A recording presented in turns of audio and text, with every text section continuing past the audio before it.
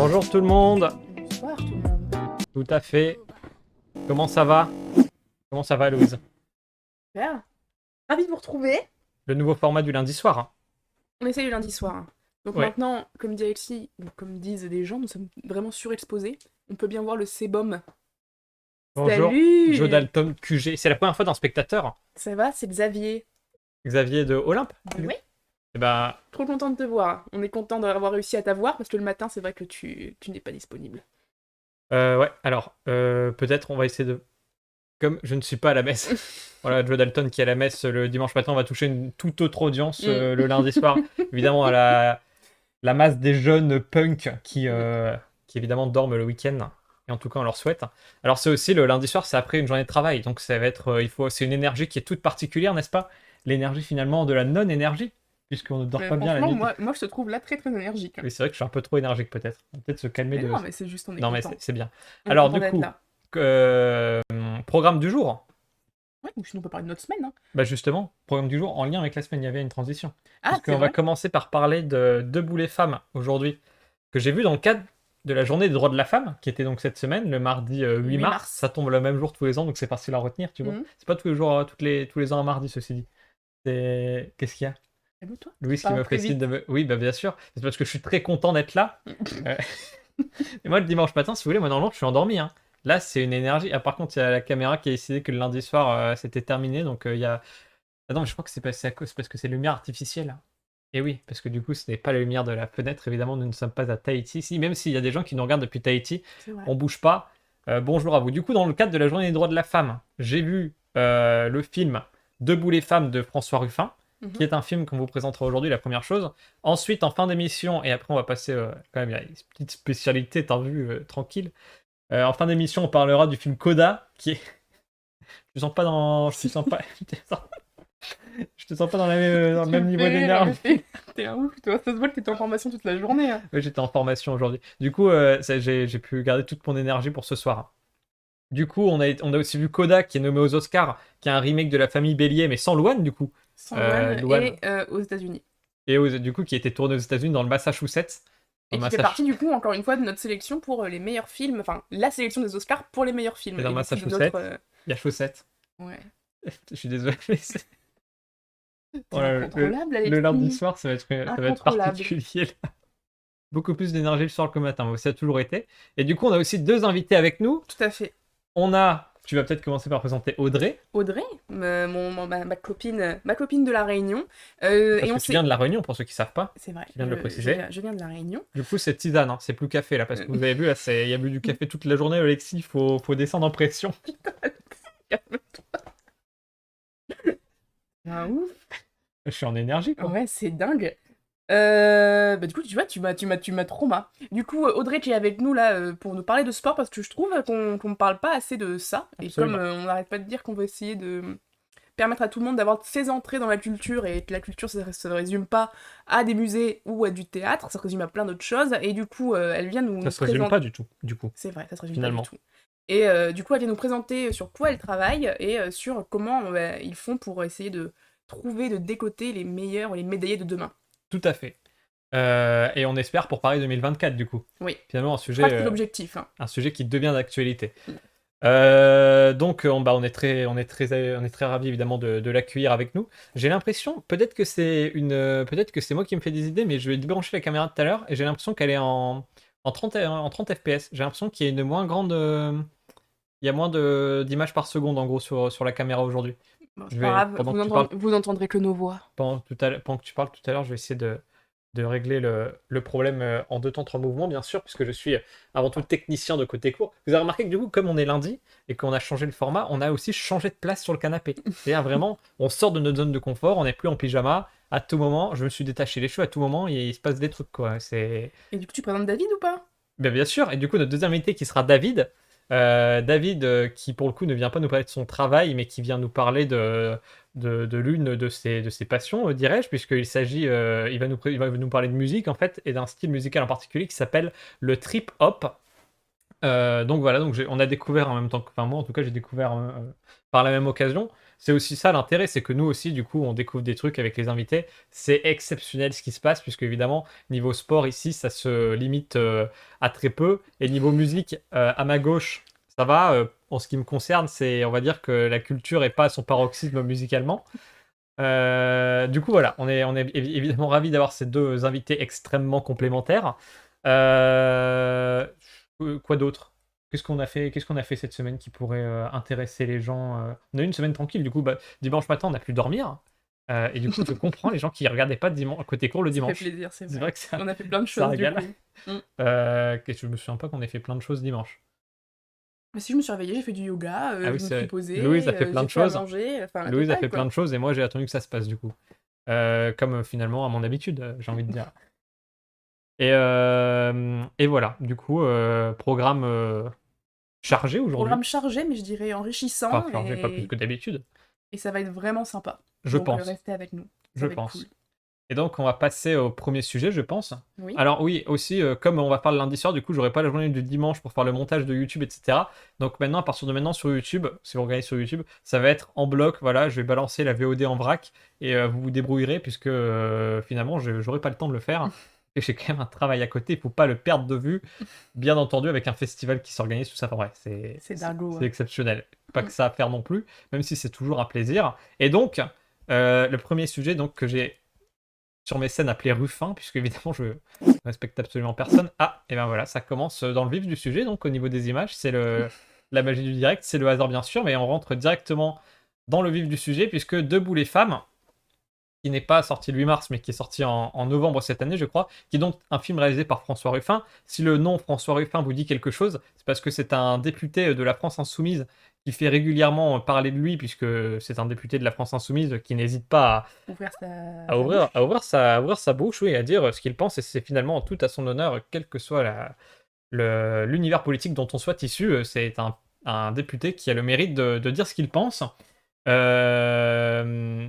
et j'espère pour lui qu'il pense ce qu'il dit. Mais en tout cas, voilà, je suis en train de meubler là d'une manière assez exceptionnelle. Mais du coup, et voilà, François Ruffin qui n'en est pas à son coup d'essai, puisqu'il avait déjà réalisé 2 films auparavant, enfin 3 films, je crois, mais 2 dont je me souviens, qui étaient On veut du soleil. Il me semble que c'est ça le titre à peu près, ou Je veux du soleil, un truc comme ça, qui était en fait un film au moment des Gilets jaunes où il avait fait un tour de France, où il avait été rendre visite à des Gilets jaunes pour connaître un peu leurs revendications, leurs origines, etc. Pourquoi est-ce qu'ils étaient dans ce mouvement-là. Et auparavant, il avait fait un autre film, Merci Patron, dans lequel il avait réussi à rencontrer et à harceler en fait tout simplement Bernard Arnault. Euh, c'est la pure vérité. C'est vraiment la pure vérité. Il avait rencontré un couple de personnes qui s'étaient fait virer d'une filiale de LVMH. Donc LVMH, les produits de luxe, etc. là, qui du coup avaient délocalisé pour partir je sais pas où, dans un pays en dehors de la France en tout cas, qui coûtait moins cher à produire. Du coup ce couple-là s'était fait virer, et donc François Ruffin les avait rencontrés, et avait essayé d'aller porter leur voix auprès de Bernard Arnault. Voilà pour... Donc on est sur un cinéma documentaire, et Et engagé. on va pas se cacher, oui, le mot engagé est Il est clairement un... biaisé, enfin pas biaisé, enfin si biaisé. Il est Oui, biaisé parce que c'est pas du tout c'est un objectif. cinéma de... Après, alors j'ai pas vu ces autres films. Là, honnêtement, pour ce qui est de Debout les femmes, bon, franchement, je vais dire les termes voilà d'entrée de jeu, comme ça, si vous n'êtes pas d'accord avec ce qui se passe ici, vous pourrez partir. C'est pas comme si on avait une audience de millions de personnes non plus, mais voilà, on va annoncer les bases. Franchement, si vous allez voir Debout les femmes et que vous sortez de là en disant, franchement, je trouve que Ruffin, vraiment, je suis pas d'accord avec lui sur ce coup-là, bah vraiment, il va falloir penser à vous racheter une humanité, hein, parce que c'est juste. Ah ouais, non, mais c'est pas une question d'orientation politique. Je suis le premier à dire que ce film-là, c'est vrai qu'on voit du Ruffin, il assume son orientation politique, qui n'est d'ailleurs... Enfin, moi, enfin voilà, je vais pas rentrer dans le détail, mais je suis pas forcément d'accord avec tout ce que peut dire Ruffin, ni son entourage politique qui est la France Insoumise, loin de là. Mais là, juste, c'est un film où en fait, il va filmer des personnes qui s'occupent des personnes dites fragilisées. Donc, ça va être les aides-soignantes dans les écoles qui vont accueillir les enfants handicapés. Ça va être les personnes qui s'occupent justement des personnes âgées ou en situation de handicap. C'est un métier, ce sont des métiers essentiellement féminins. Vous vous souvenez sans doute, il parle aussi des femmes de ménage. Je dis bien femmes de ménage puisque c'est de ça dont il s'agit. C'est bien ça la problématique. Et non pas agents d'entretien. Il parle bien ici de femmes de ménage puisqu'il avait fait parler de lui, souvenez-vous, à l'Assemblée nationale. Il avait fait une grande tirade qui avait fait un peu parler, en se rendant compte en fait que, enfin en se rendant compte sur le sujet des femmes de ménage justement, qui étaient souvent de première ou deuxième génération d'immigrés, qui étaient là en train de nettoyer silencieusement tous les matins très très tôt les couloirs de l'Assemblée nationale pour laisser travailler les députés. Donc il y en avait une fois qui avait réveillé François Ruffin, qui était endormi dans son bureau ce jour-là. Et il avait donc jugé bon d'en parler à la tribune, et c'est de là dont il s'agit. Et si je vous dis que ça n'a aucun rapport avec les opinions politiques et que j'ai mis un tacle à tous ceux qui pourraient pas être d'accord, parce que finalement, honnêtement, ce film, vraiment, il est politique dans le sens où, voilà, je vais rentrer directement dans ce qui m'a dérangé, c'est que ça fait un peu la pub à Ruffin. On dirait, ben voilà, c'est regarder comme je vais enquêter chez les gens, puisqu'en fait le film raconte le récit d'une enquête parlementaire qu'il fait. C'est un documentaire où il raconte, il est missionné par le Parlement pour aller voir ces personnes-là, donc tous ces métiers d'aide aux personnes fragilisées, notamment donc féminins, quelles en sont les difficultés, pourquoi est-ce que ce sont des métiers qu'on pourrait qualifier de précaires, et on parle bien de précarité, on a vu des femmes dedans qui gagnent moins de 800 euros par mois, donc on parle vraiment de grande précarité pour des gens qui font des heures hallucinantes. Donc il va rencontrer ces gens-là pour essayer de voir comment est-ce qu'il pourrait faire une proposition de loi à l'Assemblée nationale pour les déprécariser. Mhm. Et il est accompagné là-dedans par Bruno Bonnell, qui est un député de La République En Marche, donc pas vraiment les mêmes opinions politiques, hein. Si vous avez vu un peu François Ruffin à l'Assemblée nationale, ou si vous... Je crois pas qu'il Voilà. porte la République En Marche dans son cœur. Voilà, et donc d'ailleurs, au début, il commence par le qualifier lorsqu'il le décrit au début du documentaire. Qu'est-ce qu'il dit? Il dit il a une sacrée tête de con. Donc on se dit, bon bah voilà, ça commence bien. En fait, il s'avère que Bruno Bonnell, dans le documentaire, on apprend que lui-même, et c'est très malheureux, a eu un enfant, en fait, qui était malheureusement en situation de handicap, et que cet enfant est décédé, malheureusement. C'est Bruno Bonnell a eu un enfant qui est décédé. Il s'est rendu compte que l'assistante sociale de cet enfant n'était pas payée assez, et donc Bruno Bonnell, parce qu'il en avait les moyens, a fait le choix d'embaucher cette personne. Donc c'était un... Enfin voilà, du coup en fait, François Ruffin se dit, ils mettent un gars de la République En Marche pour me mettre des bâtons dans les roues. Finalement, Bruno Bonnell, c'est un type qui va plutôt être... qui va lui apporter un apport, et surtout un apport, je dirais, dans le documentaire, on se rend compte qu'il a plus ou moins une certaine... Ça lui donne une certaine légitimité auprès de la majorité de l'Assemblée nationale aujourd'hui en 2022, c'est-à-dire la République En Marche. C'est un film qui est passionnant parce qu'on découvre des scènes très touchantes de ces femmes. Moi, franchement, je vous le dis, hein, peut-être que c'est juste parce que je me suis pas assez renseigné et que tout le monde sait ça et que je débarque, mais j'ai été assez surpris de voir non pas la réalité, puisqu'on sait que ce sont des publics quand tu t'occupes d'une personne qui a fait un AVC et que tu dois lui laver des parties qui sont intimes, etc., que ce sont des personnes âgées, souvent des gens qui ont eu qui ont eu une certaine autonomie et qui du jour au lendemain se retrouvent à devoir passer par quelqu'un pour faire ça. Et ben en fait, ça, c'est difficile. C'est un métier qui est profondément touchant et humain parce qu'il consiste en fait à faire en sorte que les gens gardent leur dignité et leur humanité tout en sachant que ce sont des gens qui malheureusement sont, ils ont recours à l'assistanat, notamment ce monsieur là qu'on voit là à l'écran actuellement et qui est donc atteint qui a eu un AVC, qui donc évidemment a des grosses problématiques, que ce soit moteur ou au niveau psychologique.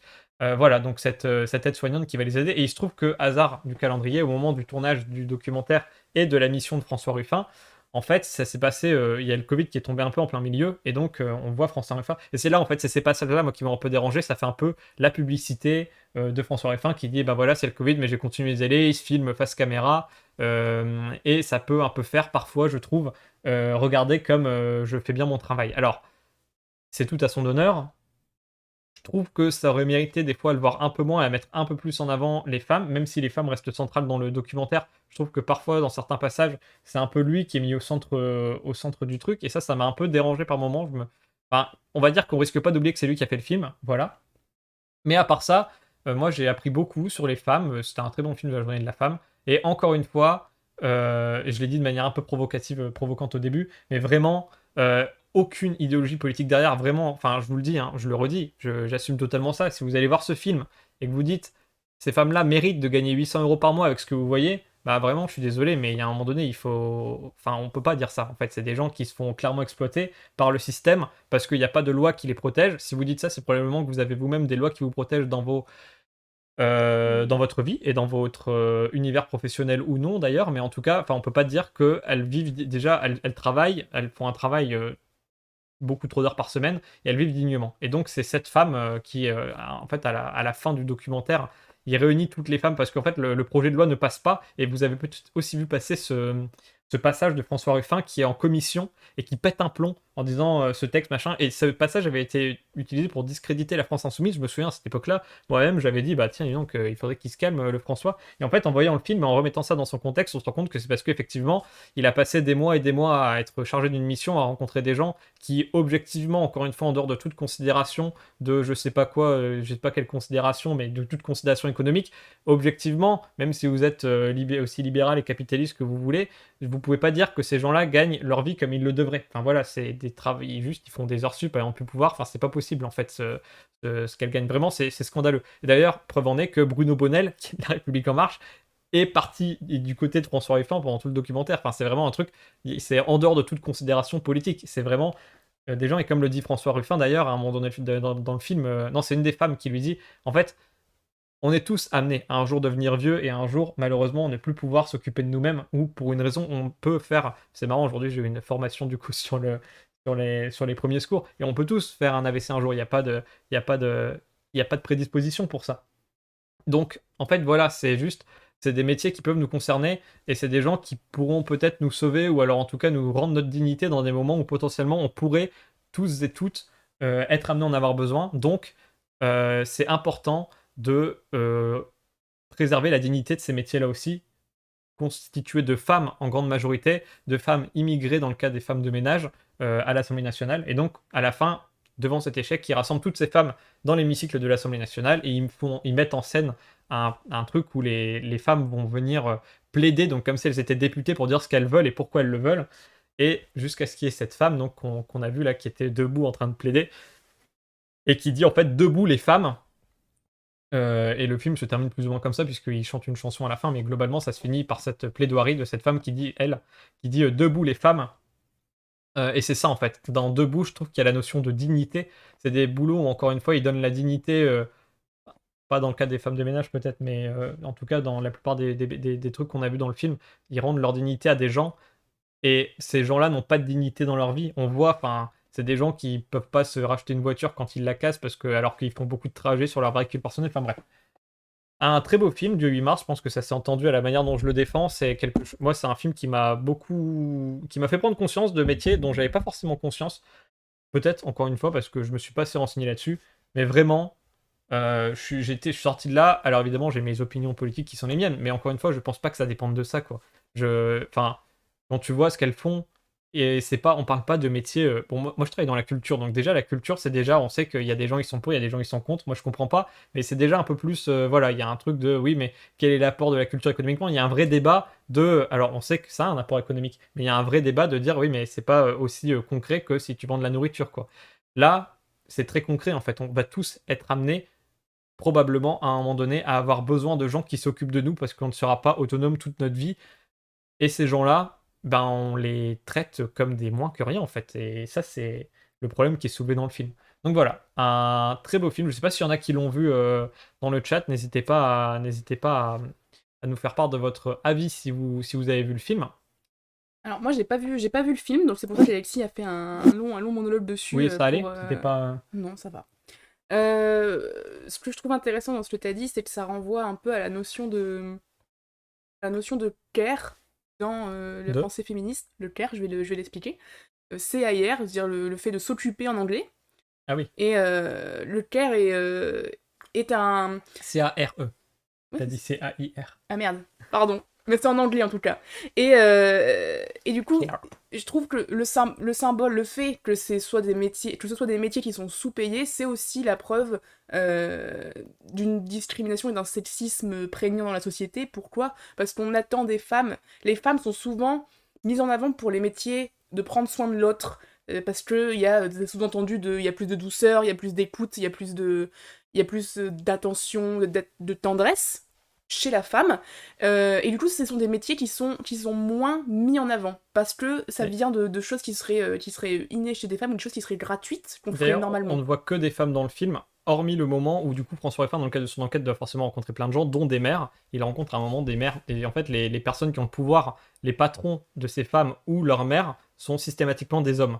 Alors que les femmes sont des femmes. Enfin, non, mais les femmes, les aides-soignantes, etc., je le mets au féminin parce que c'est exclusivement féminin dans le film. Après, je crois que peut-être, potentiellement, je veux pas tirer de points sur la comète, je mets beaucoup de conditionnels, mais potentiellement, comme on sait que ce sont des métiers quasi exclusivement féminins, François Ruffin a aussi fait le choix de n'interviewer que des femmes, j'en sais rien. Mais c'est une Non, mais possibilité. Parce qu'il y a des hommes aussi dans mais ces oui, métiers-là. oui, Mais, mais c'est important de souligner que c'est une grande majorité de femmes et que ce sont des valeurs bien sûr, qu'on met en on parallèle avec la attribue, ouais. féminité, voilà, et des choses qu'on ne paye pas. Et ça se voit au niveau même par exemple, du travail à la maison, où on attend d'une femme, on sait que les femmes font... Je vais t'expliquer où est-ce que ça va. Où on attend d'une femme qu'elle s'occupe des enfants de manière gratuite, parce que c'est censé être quelque chose qui est naturel pour elle. Et dans le travail, c'est pareil, c'est la tendresse n'est pas valorisée, le fait de s'occuper des gens n'est pas valorisé, et du coup, en fait, l'état de faiblesse qu'on peut atteindre à la vieillesse n'est pas valorisé non plus. Donc, ça se retrouve avec que des femmes qui travaillent dans ces secteurs-là. Tout à fait. Voilà. Donc voilà, c'était un film, je pense, très pertinent pour célébrer la journée de la femme, la journée des droits de la femme, pardon, la journée des droits de la femme, pour célébrer ça, enfin en tout cas pour regarder un film qui parle de ça en creux, je dirais. Même si, encore une fois, gros défaut de ce film, ça fait un peu quand même publicité pour François Ruffin, on va pas se cacher non plus. Mais bon, c'était un... Enfin, Il a le mérite de le mettre en avant. c'est vrai, moi ça m'a fait prendre conscience de certaines choses. Même si, par exemple, pour le cas des dames de ménage, je sais qu'il y a une greffe qui est toujours en cours pour les accords hôtels des femmes de ménage qui sont encore en grève pour essayer d'avoir des salaires décents. Et je crois que ça fait un an Je et crois demi que si qu'elles tu le parles sont. des Ibis, ils disent dans le documentaire que justement ils C'est ont réglé? obtenu gain de cause. Bah alors, c'est moi qui me suis trompée. Mais en tout cas, la Mais dernière fois que j'ai entendu parler d'elles, elles étaient encore en tout en cas, train dans de le faire grève. documentaire, je sais qu'ils parlent d'un truc chez les Ibis, enfin bref, je sais pas trop. Alors, on va pouvoir passer au sujet suivant, je pense, avec Audrey. Audrey, es-tu prête? Ouais, ouais, ouais, je suis là. Ok. Alors, Audrey, tu es avec nous. Bonsoir! Bonsoir, Audrey. Bonsoir, bonsoir. Alors, Audrey, de quoi es-tu venue nous parler ce soir, en ce beau lundi soir de mars, du mois de mars, ensoleillé? Eh bien, ce soir, je vais vous parler de mon sujet de thèse qui porte du coup sur la détection et les estimations de potentiel. Donc, comme Louise l'a un peu dit, c'est le repérage un peu des futurs champions. Je peux développer ou je sais pas si tu as des Vas-y, développe un questions. maximum pour que Qu'est-ce que... tout le monde Voilà. comprenne Déjà, tous les qu'est-ce que termes. c'est un... On parle de Allez, champion dans le ok. milieu du sport. Ouais, alors oui, du coup, je fais ma thèse à l'INSEP, l'Institut national du sport, de l'expertise et de la performance. C'est à l'origine, c'est un peu. Ils ont voulu faire un gros centre de performance où sont réunis les pôles France de tous les sports olympiques, sauf que bon, certains sports ont refusé. euh, Comme le foot, le tennis, le volley ou le hand, parce qu'ils avaient déjà leur propre structure à part. Mais du coup, il y a d'autres sports comme le basket, l'athlé, l'aviron, où les pôles France, ils sont à l'INSEP, où les futures pépites des équipes de France dorment aussi à l'INSEP parce qu'il y a un internat. Et en fait, au sein de cet institut, il y a ce qu'on appelle le pôle performance. Et au sein du pôle performance, il y a 2 laboratoires de recherche, dont celui où j'effectue ma thèse, qui est l'IRMES, l'Institut de recherche biomédicale de l'épidémiologie du sport. Et donc, c'est là-bas que je fais ma thèse, je vous disais. Et il y a 4 gros projets au sein de ce laboratoire de recherche. Le premier, c'est Empower, où l'objectif, c'est d'explorer, de trouver les liens entre les cycles menstruels et les performances des sportives de haut niveau. Donc, mes collègues s'occupent principalement de bases de données où à l'intérieur, il y a des marqueurs hormonaux, des scores d'état de forme, de fatigue, de sommeil, des données d'entraînement. Et donc, Alors, matcher ces données pour... Oui, alors, ça voudrait dire qu'il s'agirait, je suis un désolé, truc. hein, du coup, je Ouais, pose des questions. N'hésitez pas dans ouais, le chat vas-y, si vous vas-y, avez des vas-y. questions, évidemment, on est aussi là, enfin, Audrey sera là aussi pour y répondre. Ça veut dire qu'on pourrait, euh, entre guillemets, essayer de contrôler les cycles menstruels pour que les compétitions tombent, entre guillemets, enfin, du coup, pour que les cycles, puisqu'on va pas pouvoir adapter les compétitions, je présume, au cycle de Ouais, chacune, mais du coup, pour que les cycles correspondent aux compétitions.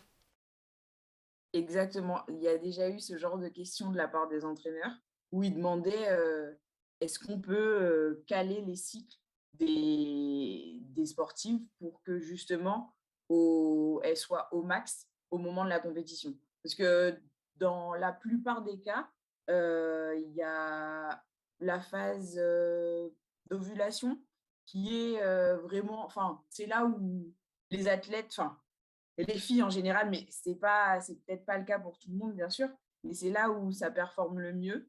Et la phase, justement, des règles de menstruation, c'est là où elles se sentent moins bien, fatiguées, un peu plus propices aux blessures. Donc, ça, c'est une tendance qui se dégage, même si c'est pas le cas pour tout le monde et on n'en fait pas une généralité. Mais en effet, c'est une question qui est revenue et il y a d'ailleurs un autre truc aussi dont on avait parlé, c'est la synchronisation des cycles.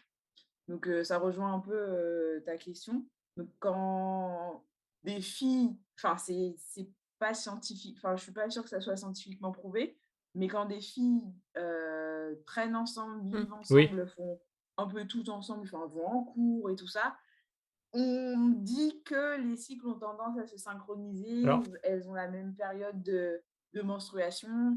Et ouais, vas-y, Je, vas-y, je, n'hésite je pas suis, je à me suis ni couper. Hein. menstrué ni scientifique, mais effectivement, j'ai fait 3 ans en Ouais, internat au lycée et c'est ce qui s'observait, je sais, dans les dortoirs féminins où c'est ouais, effectivement ce qui se passait assez voilà, systématiquement.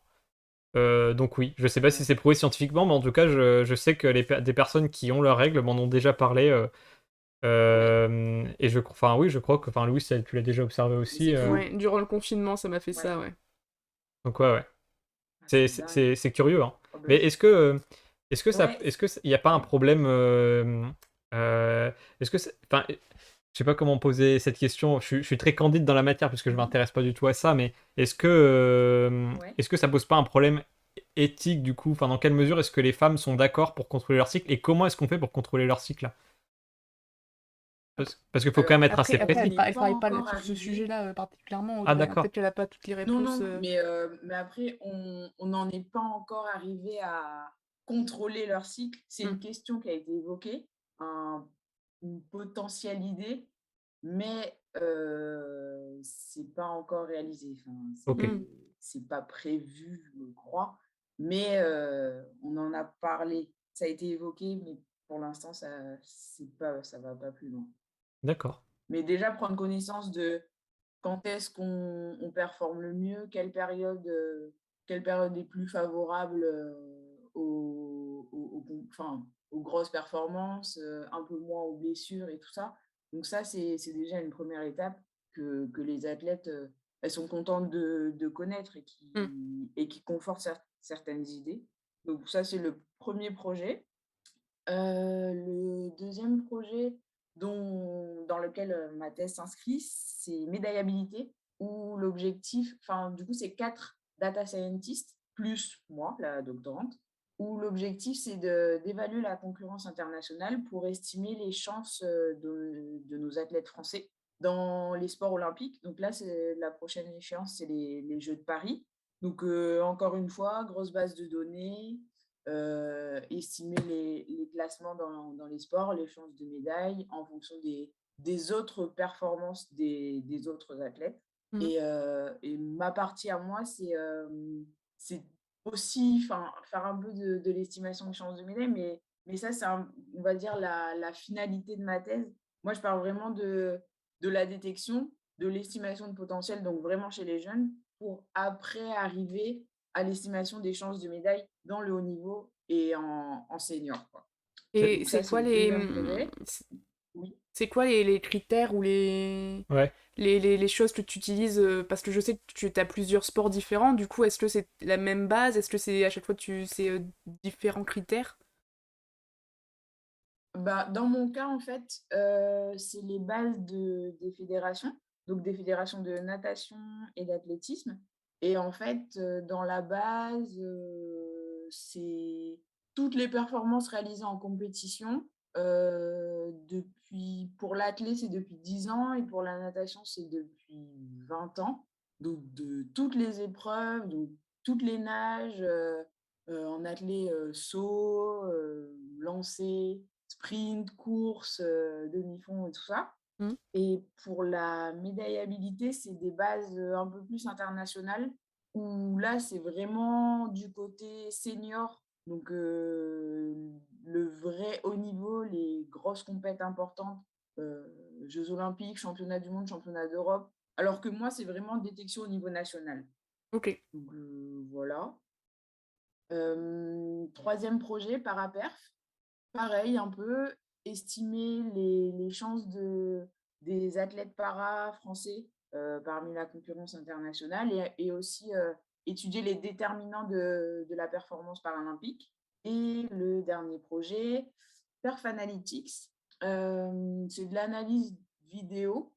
Euh, donc leur but, c'est à partir des vidéos de matchs, de compétition, donc de boxe ou de lutte, ou je crois qu'il y a même aussi de l'escalade dans le projet, ils essaient de transformer donc une vidéo en entrée en base de données en sortie. Donc reconnaître les boxeurs, combien de coups ont été portés, enfin ce genre d'indicateurs de performance pour après avoir une base de données pour ensuite analyser cette base de données. Donc voilà les 4 gros projets qu'on fait à l'IRMES. Et du coup, à l'IRMES, Du coup, vous travaillez directement avec les entraîneurs. Genre, toi, par exemple, tu peux donner des conseils sur qui, quoi. Est-ce que eux, ils utilisent tes outils aussi pour trouver des jeunes recrues?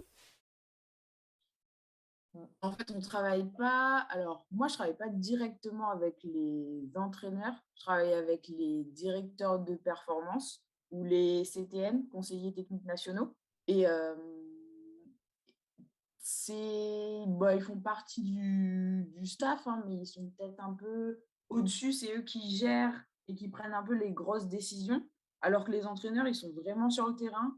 Euh, ils sont là pour entraîner les athlètes. Donc, je pense que le message passe entre directeur de perf, CTN et à entraîneur, d'une manière en verticale.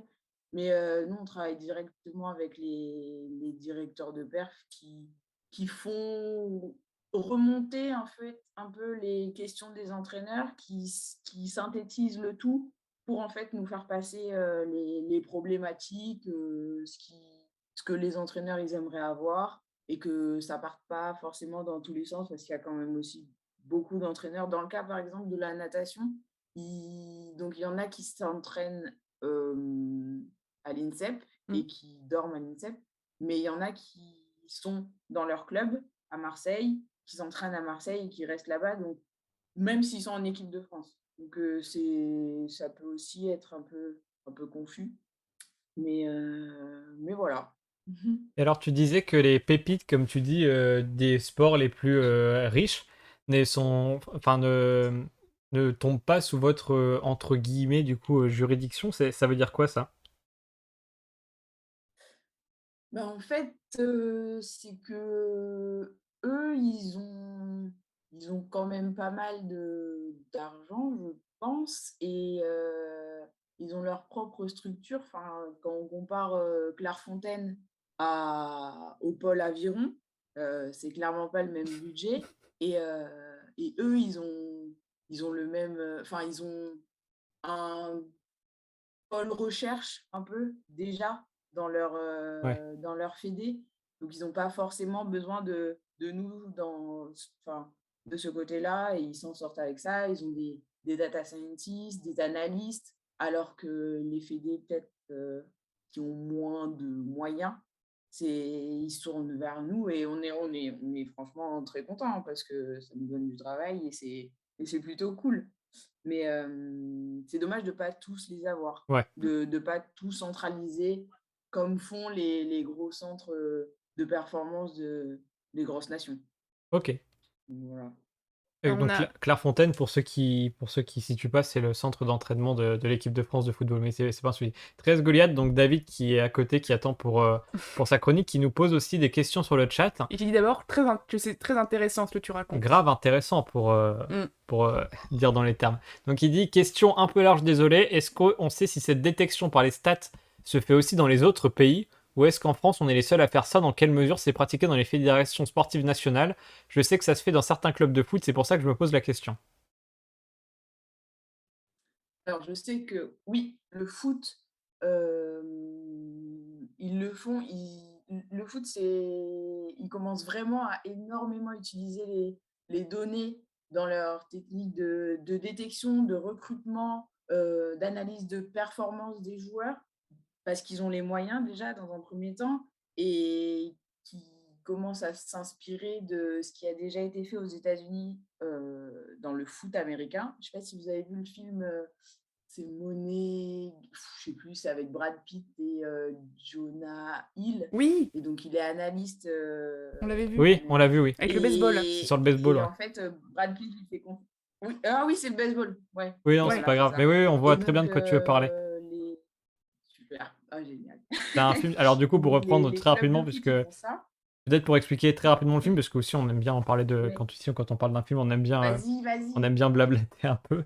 Mais effectivement, c'est un film où un brave type arrive avec une nouvelle méthode Enfin, il arrive dans le milieu du baseball américain, et c'est un milieu en fait qui historiquement a l'habitude de recruter ses joueurs un peu à la tête du client, c'est-à-dire Au feeling. avec un peu de racisme en fond aussi, c'est-à-dire si t'es blanc c'est quand même un plus, et à dire voilà, lui bon il a l'air d'avoir des gros bras et puis il a une belle gueule, donc il va plaire au public, donc on va le prendre. Et il y a un jour un type, je crois qu'il est joué du coup c'est Par Jonah Hill. par Jonah Hill, qui dit bah oui mais en fait si on prenait des tables pour grossir le trait, si on prenait des tableurs Excel, qu'on avait toutes leurs données dedans et qu'on savait dire statistiquement ce jeune là, même si là il paye pas de mine, il a plus d'avenir que ce jeune là qui aujourd'hui est très bon, mais on sait que statistiquement probablement que dans les années à venir il va craquer, il y a moyen de faire quelque chose. Et donc voilà, c'est le film qui raconte un peu l'avènement de la donnée analytique. Et Brad Pitt, ce brave type, décide d'écouter ce jeune homme et de monter Sans trop et y de croire.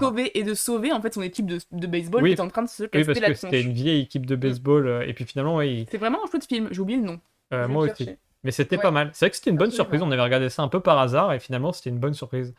Je sais pas si David, du coup, qui posait les questions dans le chat, tu as vu ce film dont on a oublié le nom. Mais oui, c'est Pas The un Pooch. un- Et du coup, voilà, vas-y, continue, Audrey. très bon film. Ouais. Du coup, en fait, on ne sait pas du tout ce qui se passe dans les autres pays parce qu'ils communiquent pas du tout là-dessus. Bah, c'est normal, hein. Ils exposent pas leurs recherches dans la littérature. Donc, on ne sait pas du tout ce qui se passe. Mais ça marche plutôt bien ce qu'ils font, apparemment. Parce que En tout cas, les États-Unis, la Grande-Bretagne, l'Australie. Là, l'Australie, on sait que donc ils vont avoir ils ont eu les Jeux pour 2032, je crois, oui, à Brisbane, et ils sont déjà en train de lancer leur plan de préparation olympique, en gros, parce que bon, il y a des études dans la littérature qui montrent que le fait d'accueillir les Jeux à la maison, ça rapporte un certain pourcentage sur les médailles. Donc là, ils s'y prennent dès maintenant pour trouver leur champion de 2032. ça, encore une fois, pour faire Voilà. pour faire une comparaison footballistique, puisque après tout, bon, moi j'aime bien le foot et que c'est vrai que comme beaucoup de gens aiment le foot, ça marche souvent. C'est vrai qu'on sait qu'aussi quand tu joues à domicile, c'est toujours là que tu gagnes le plus statistiquement.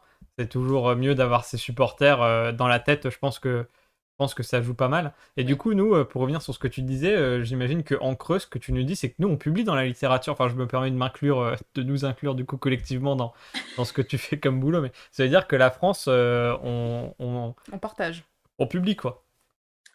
Ouais, on publie. Bah, Ça, c'est fair play, ça. c'est ça, on publie. Un bravo à nous quand C'est même. Vu de la c'est fair France. play, mais bon, ça dépend comment on voit les choses. Est-ce qu'on veut être reconnu dans la littérature ou on veut garder nos secrets après, c'est un bon moyen aussi de titiller. Je veux dire, tu publies un truc et puis le chercheur en Australie qui est à l'origine d'un nouveau truc de détection, il vient te démonter et dire non, mais ma méthode, c'est la meilleure. Et il publie son truc. À voir comment les autres aussi réagissent, peut-être, je sais pas trop, enfin, mais il y a pas grand-chose hein, sur ce. Enfin, ils en parlent de comment, comment mettre en place un système de développement à long terme des athlètes en partant de la détection, en arrivant vers le haut niveau, mais ils vont pas parler de leur système de détection des futurs champions. Et ça, ce qui est Voilà. trop cool dans ce que tu dis, c'est que du coup, on projette alors évidemment les valeurs du sport et participer, c'est très important dans les Jeux Olympiques, hein, je reviens pas là-dessus. Mais il y a quand même un truc compétitif derrière, on va pas se cacher non plus que c'est toujours un plaisir de remporter des médailles, surtout pour les athlètes concernés. Et c'est fou de voir que derrière, en fait, il y a des équipes qui analysent des données et qui, en quelque sorte, il y a une espèce de compétition entre chercheurs de savoir, mais quelle est la méthode qui va prévaloir. Enfin, j'ai l'impression qu'il y a un peu, je parle pas de compétition malsaine ou quoi, mais il y a une espèce de truc de dire dans ton discours, j'ai l'impression est-ce que ma méthode est meilleure que la méthode par exemple des Australiens pour détecter les jeunes talents. Je trouve qu'il y a un truc hyper cool et puis du coup de manière très saine d'aller vers le progrès de la science là-dedans du coup en utilisant le. On sait que historiquement la science se développe beaucoup par la guerre et du coup bah, c'est mieux quand ça se passe pas par la guerre. Du coup si ça peut se faire par des moyens un peu plus on va dire nobles et pacifique comme le sport, et que ça peut servir ça à engendrer une espèce mince d'adversité qui fait qu'on va aller vers le mieux, c'est mieux quoi. Bon voilà, je sais pas si c'est très Ouais, clair après, comme c'est pas une oui, oui, question, non, hein, c'était mais clairement une je suis d'accord avec toi. Après, je suis pas sûre. Ouais, ouais, c'est une discussion. Après, je suis pas sûre que les Américains ou les Russes, ils pensent comme ça. Ah oui, Bon, non. Non, non, Ils là, sont on parle de plus. petits Enfin, pays c'est la sympas, quoi. gagne. je- Surtout les Russes en Voilà. ce moment, ils ont pas envie de penser Voilà. comme ça, je pense, mais... Voilà. fais pas C'est de sûr que politique ici. Non, non. on fait pas de politique. Non. Nous pirate pas Vladimir s'il te plaît. On est sympa. Ouais, non, du coup, voilà, c'est mais après, ce qui est un peu aussi difficile dans ce que je fais, c'est que enfin, moi, je suis du côté recherche et bah, parfois, certains membres, du terrain, ils vont pas forcément écouter ce qu'on a à dire. Même si, enfin voilà, moi, je viens, je veux juste présenter mon travail, qu'on collabore ensemble et que enfin parce qu'au final, on a le même objectif, c'est de trouver des champions, les faire progresser et qu'ils arrivent au meilleur des niveaux. Mais quand tu travailles dur et que bon, ils écoutent pas, ils sont enfin, te disent: «Oh moi j'ai entraîné un champion olympique, j'ai pas besoin de ça». Ça, c'est un plan un peu plus compliqué donc Et du parfois coup, c'est tu, pas tu travailles, toi, c'est plutôt sur les maths et sur les modélisations. Est-ce que tu travailles avec des scientifiques, des biologistes ou des gens qui sont plus dans la science vivante? Est-ce que c'est des croisements ou c'est vraiment que des alors, chiffres, des paramètres, enfin des critères chiffrés?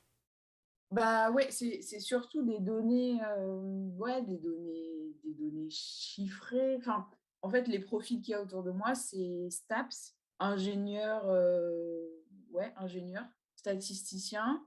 On a une, bah, du coup, qui travaille sur le projet Empower, qui a fait une thèse en biologie. Donc, ça sert beaucoup pour, du coup, les marqueurs hormonaux, ce genre de trucs-là. Donc, enfin, je m'y connais pas trop. Mais, les profils, c'est stats et STAPS. Donc, des bases de données et au sein de ces bases de données, c'est des variables, tu peux avoir des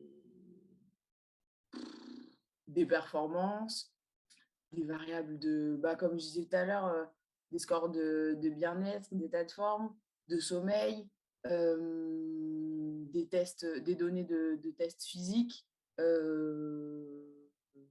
ouais, entre autres. Je sais Bon, pas si ça répond à ta Si, question. si, si, si. en tout cas, c'est très intéressant, Audrey. Je sais pas si tu avais quelque chose avec lequel tu voulais conclure ou. J'ai mis les 2 slides dont tu m'avais parlé. Est-ce que tu veux qu'on les mette pour que tu présentes un peu Oh bah ouais, vas-y, ouais.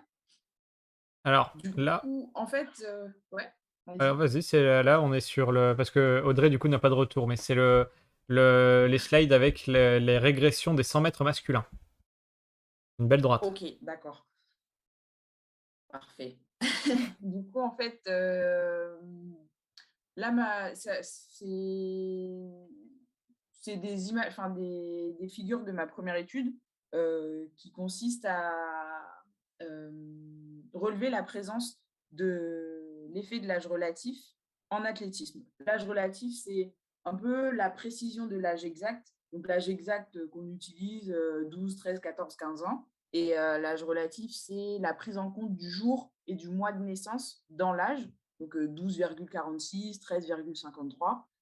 Et donc, en fonction de cette présence d'âge relatif, en fait, dans la littérature, on a montré que si tu es, enfin, je vais revenir au terme du mois de naissance, euh, si tu es né plutôt en début d'année dans ta catégorie d'âge, donc tu es plus grand, plus fort, plus mature que ceux qui sont nés vers la fin de l'année et tu as plus de chances d'être sélectionné en équipe nationale. Et en fait, pour éviter le problème du fait qu'il y ait des compétitions qui se déroulent toute l'année, on a pris l'âge relatif. Donc, comme je disais, c'est l'âge en prenant en compte le mois de naissance et le jour de naissance aussi. Et ces régressions, ça montre, il me semble qu'il y en a 9 ou 6 Il y en a 6. 6. de petits carrés. 6, ok.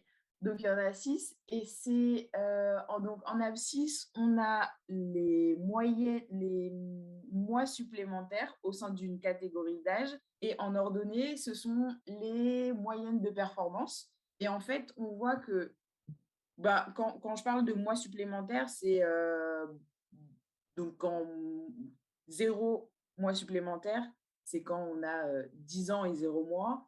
et 11 mois supplémentaires, c'est quand on a 10 ans et 11 mois. Et donc, en fait, on voit une relation négative entre la performance et le nombre de mois supplémentaires au sein d'une catégorie d'âge. Donc, je crois qu'elles sont toutes négatives Ouais. et que au fur et à mesure des âges, cette pente a tendance à un petit peu se réduire et donc que le coefficient est moins fort au fil des années Mmh.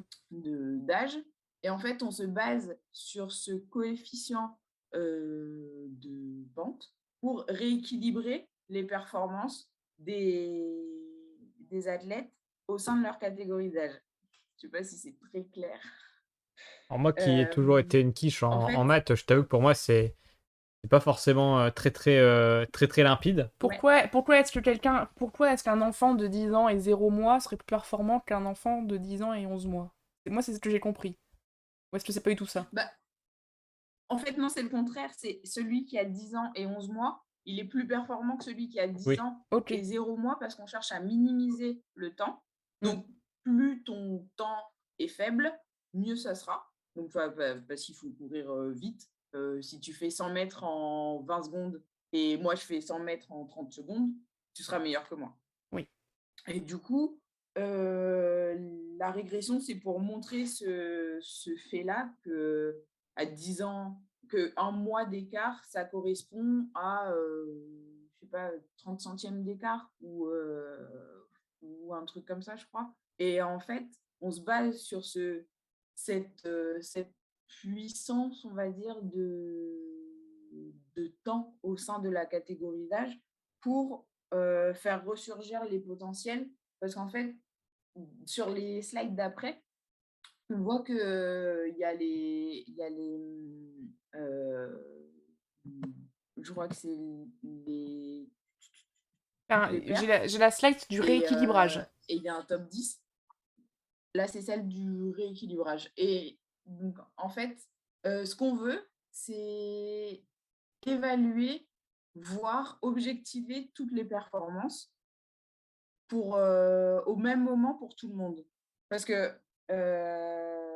quand on affiche toutes les perfs, c'est à un instant T. Et à cet instant T, bah, il y en a un qui peut avoir 10 ans et 0 mois et un autre qui peut avoir 10 ans et 11 mois. Mm. Et ce qu'on veut afficher, c'est voir tout le monde à 10 ans, 11 mois et 30 jours. Ok. En gros, c'est ça. Et que tout le monde soit évalué au même âge. Et donc, quel serait le temps si tout le monde avait exactement le même âge? Et donc, Ok. c'est ça qu'on veut faire ressortir comme idée. Et donc, c'est l'objectif de cette étude. Donc, faire ressurgir les potentiels. Donc, on va voir qu'il y en a qui passent au-dessus d'une certaine limite. J'ai posé une limite au top 10.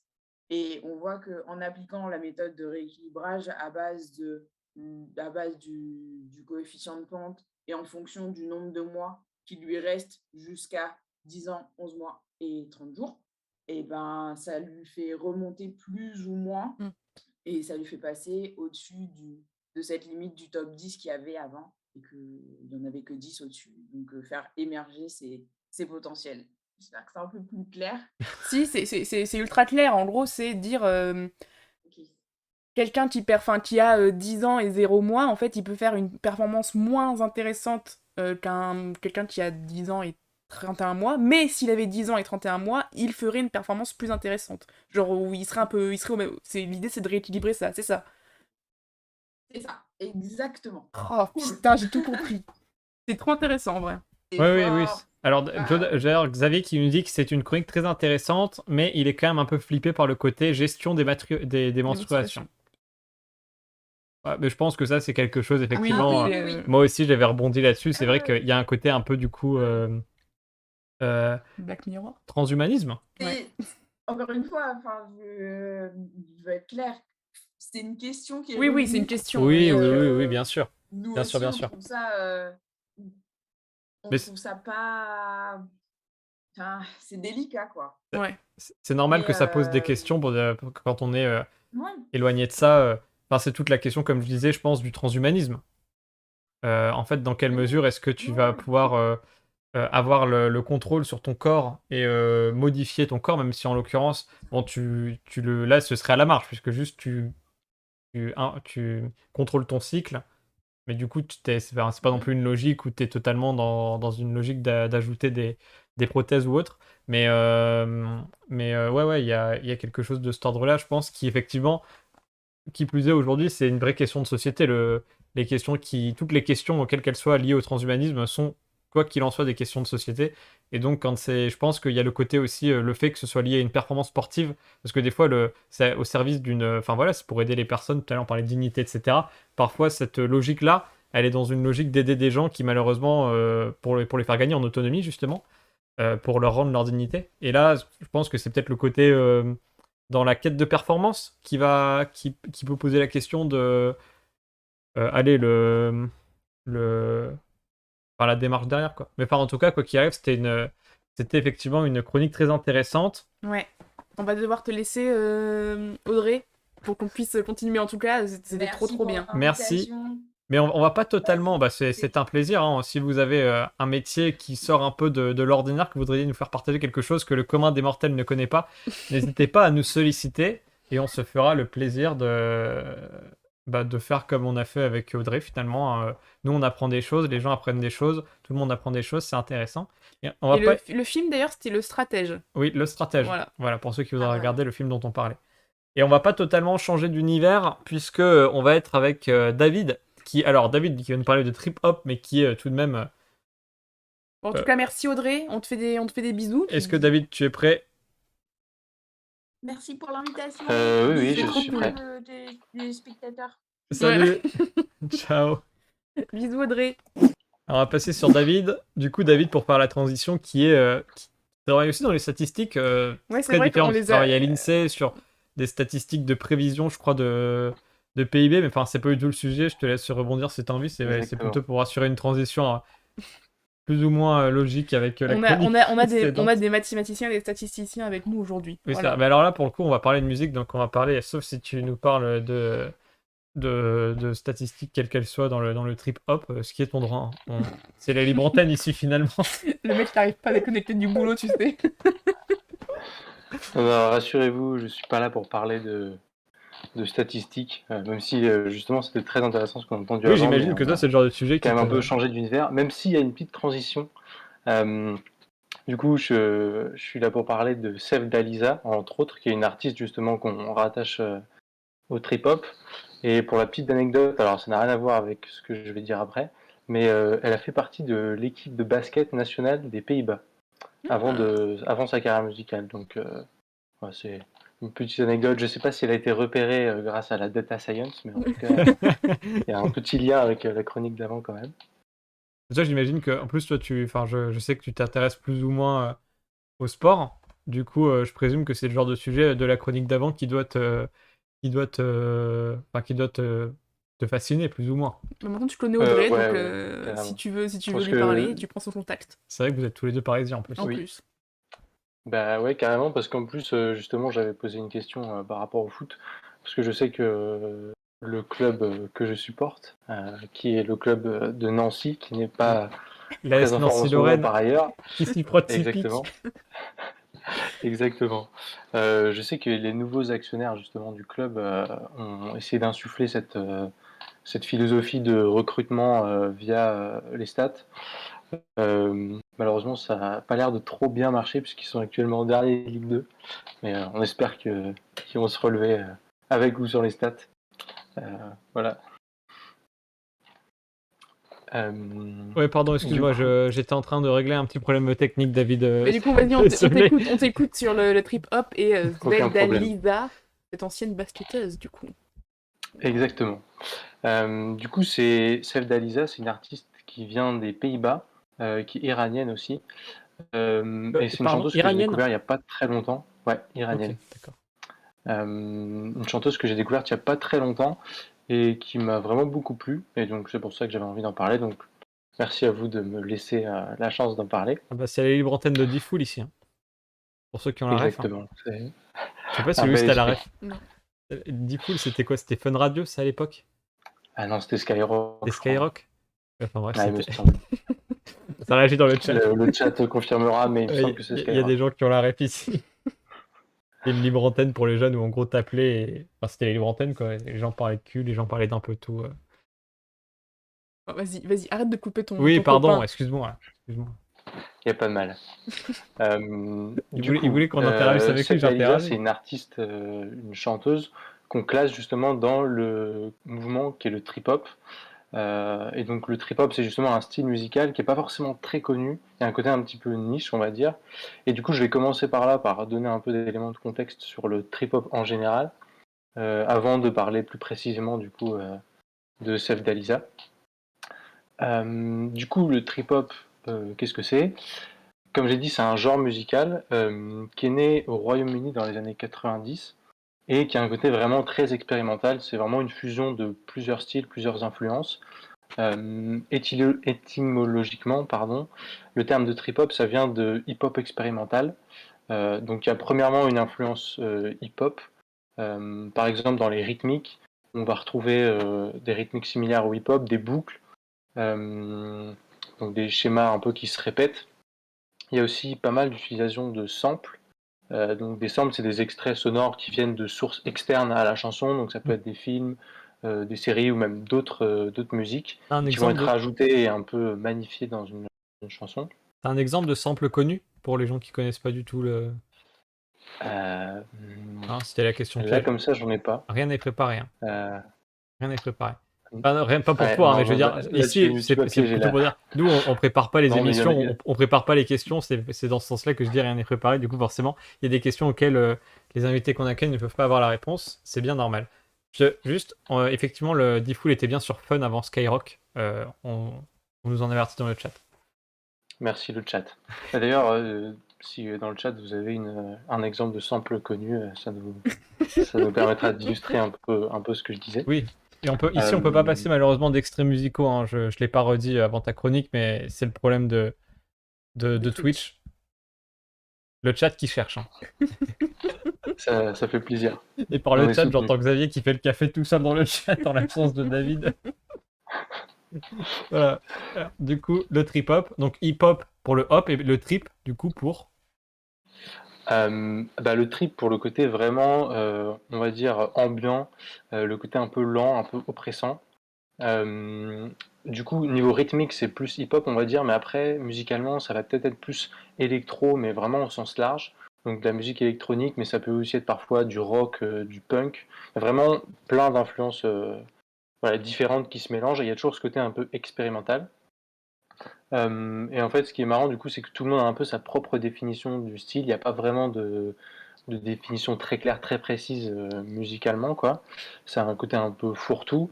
Mais moi, une définition que j'avais vue et que je trouvais assez pertinente, c'était que ça disait qu'en gros, le trip-hop, c'est un mélange de hip-hop et d'électro, jusqu'à ce qu'on puisse reconnaître ni l'un ni l'autre. Donc en fait, je trouve ça pertinent parce qu'il y a effectivement plein d'ingrédients quand on écoute du trip-hop qu'on reconnaît, qui viennent du rock, voilà, du hip-hop, de l'électro, comme j'ai dit. Mais ça forme un tout qui paraît quand même un peu étrange au premier abord et qu'on n'arrive pas forcément facilement à cerner, sauf si on en a déjà écouté, bien sûr. Donc je sais pas si, encore une fois, dans le chat, il y en a certains qui connaissent et qui veulent aussi partager un peu leur propre définition. J'avais vu aussi une vidéo YouTube qui parlait de ce sujet-là, qu'on mettra à la fin, enfin, dont on donnera la référence à la fin, où la fille qui présentait disait que elle, ça lui évoquait, le trip-hop, ça lui évoquait le terme de moiteur et de claustrophobie. Donc c'est pas forcément très vendeur, mais il y a un côté, voilà, plus par rapport à l'émotion que ça procure, quoi. Un côté un petit peu oppressant, mais du coup qui est assez intéressant aussi. Et c'est là où, justement, pour revenir à ta question, Alexis, il y a le côté un peu trip aussi. Donc ça, c'est un peu voilà, la définition, une tentative de définition du trip-hop. Et juste pour illustrer un peu mon propos, je vais dire un mot sur quelques albums qui sont considérés comme des albums un peu classiques de trip-hop, voire même un peu fondateurs. Et du coup, ça peut aussi permettre, si certains nous écoutent, d'aller justement voir, enfin d'aller écouter pour avoir une idée un peu plus précise de ce que c'est que le trip-hop à la base. Du coup, comme album, on va dire entre guillemets canon, il y a l'album Mezzanine, un groupe qui s'appelle Massive Attack. Et cet album-là, justement, il a été fait dans un contexte où les différents membres du groupe avaient chacun un peu leur spécialité musicale. Il y en avait un qui était plus punk rock, il y en avait un qui était plus DJ reggae. Et du coup, en fait, ils avaient chacun un peu leur spécialité, et donc ils voulaient tous partir dans leur propre direction, ce qui fait que ça donne un album du coup, qui a plein d'influences, et aussi qui fait état justement de la tension qu'il y avait dans le groupe, parce que c'était vraiment, au-delà de visions différentes, il y avait vraiment des engueulades au sein du groupe, et du coup, il y avait un peu cette tension qui ressortait dans l'album, donc l'album Mezzanine de Massive Attack. Et après, ça reste quand même un tout cohérent malgré tout, même s'il y a plein d'influences. Il y a un album qui s'appelle Demi, d'un groupe qui s'appelle Portiched, là qui est un peu plus lumineux, on va dire, c'est un peu moins sombre que l'album Mezzanine. Et celui-là, il y a notamment une chanson dedans qui s'appelle Glory Box, et ça c'est vraiment une chanson très très connue. Si vous l'écoutez, en fait vous l'avez forcément déjà entendue, parce qu'elle est utilisée dans plein de films, dans plein de pubs aussi. Donc sans forcément connaître le titre, si vous allez l'écouter, vous risquez de reconnaître la chanson. Et du coup, ça vient aussi d'un album du coup de trip-hop. Et enfin, un dernier album que je citerai, c'est l'album Maxine Quay de Tricky. Du coup, là, je crois qu'ils sont affichés à l'écran, comme ça vous Oui, pouvez oui. noter si jamais ça vous intéresse. Merci à la régie. Et du coup, ça Régie c'est qui fait ce aussi qu'il peut. un album qui est considéré comme un peu fondateur du trip-hop. Et ça, c'est 3 albums qui sont tous sortis à peu près en même temps, à la fin des années 90. Et au Royaume-Uni, alors c'est tous les artistes venaient en l'occurrence plus précisément d'Angleterre, et encore plus spécifiquement de la ville de Bristol. Euh, et en fait, c'est parce que il y avait pas mal de brassage culturel à Bristol dans les années 70-80, en lien avec l'immigration caribéenne. Et du coup, c'est ça qui explique un peu qu'il y a plein d'influences musicales Oui. différentes qui sont un peu mélangées. Donc voilà pour le trip-hop un peu de manière générale. Comme vous l'avez compris, c'est un style pas forcément facile à cerner. Pas Du mainstream coup, en tout n'hésitez cas. pas à écouter. Pardon? Pas mainstream du tout. Moi, je connaissais pas du tout. Enfin, c'est la première fois que j'entendais parler de trip hop. Et après, Ouais. c'est vrai que ça se. Comment dire? C'est pas hyper Enfin, je veux dire, je sais pas trop dans quelle mesure ça s'exporte en festival ou ce genre de choses, mais c'est pas Mais forcément. justement, je trouve que tu vois, quand tu disais que c'était très oppressant et un peu. C'est vraiment, ça se ressent. C'est vrai que ça t'enveloppe et c'est angoissant et en même temps, c'est fascinant. Donc, Ouais. t'as utilisé vraiment les bons termes. Mais du coup, toi, t'as découvert la trip hop avant ou après avoir découvert Zevda Lisa?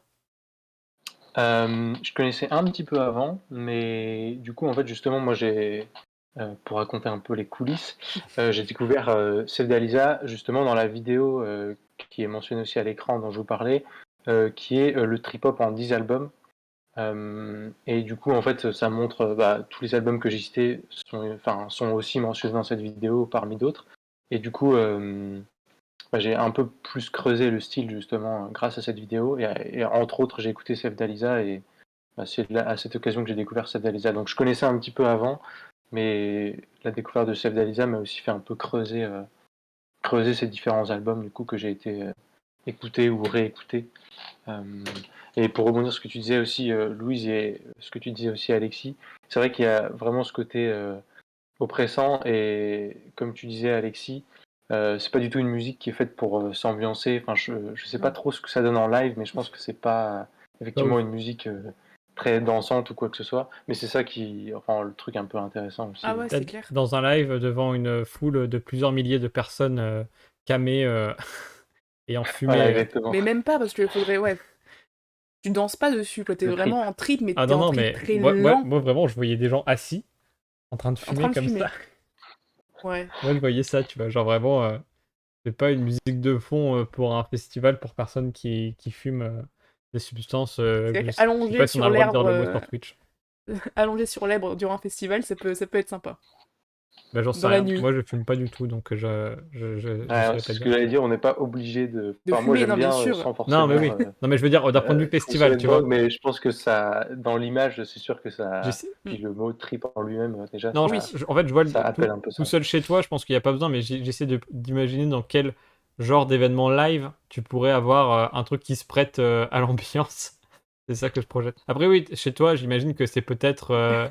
Ah, il y a Thomas TDF qui nous dit la drogue, c'est mal, me voyez. À lire évidemment avec l'accent de South Park. Pour, la drogue, Mais, c'est mal, me voyez. mais je vois bien, ouais, je vois bien dans le lit, dans le noir, avec le casque, vraiment, où tu te sens vraiment enveloppé par le truc, ça doit être vraiment une expérience sympa. Ouais, ouais, carrément. Mais pour Carrément. travailler, peut-être non. Je sais pas si t'es du Pardon? genre à travailler en musique. J'ai pas entendu, Je sais désolé. pas si t'es du genre à travailler en musique, mais peut-être pour travailler, ça peut être le genre de. Ouais, carrément. Moi, j'avoue que en travaillant, effectivement, ça passe bien. Parce qu'il n'y a pas. Enfin, ça dépend. Mais en l'occurrence, pour Sef Dalisa, il n'y a pas forcément énormément de paroles. Et du coup, il y a beaucoup de moments qui sont juste instrumentaux. Et du coup, c'est généralement mieux. En tout cas, moi, personnellement, pour travailler, j'aime bien ne pas avoir trop de paroles. Surtout des paroles en français, parce que ça déconcentre un peu. Mais du coup, effectivement, même le côté planant, le côté assez lent et tout, ça passe bien. Ouais, c'est ça. Trip, ça me faisait planter. C'est planer le mot que je cherchais depuis tout à l'heure. Et du coup, tu voulais nous parler de Zev Dalisa, du coup, elle est iranienne, c'est ça? Oui, exactement. Elle est iranienne, mais elle a grandi, je sais pas si elle est née aux Pays-Bas, mais en tout cas, elle a grandi et vécu sa vie aux Pays-Bas.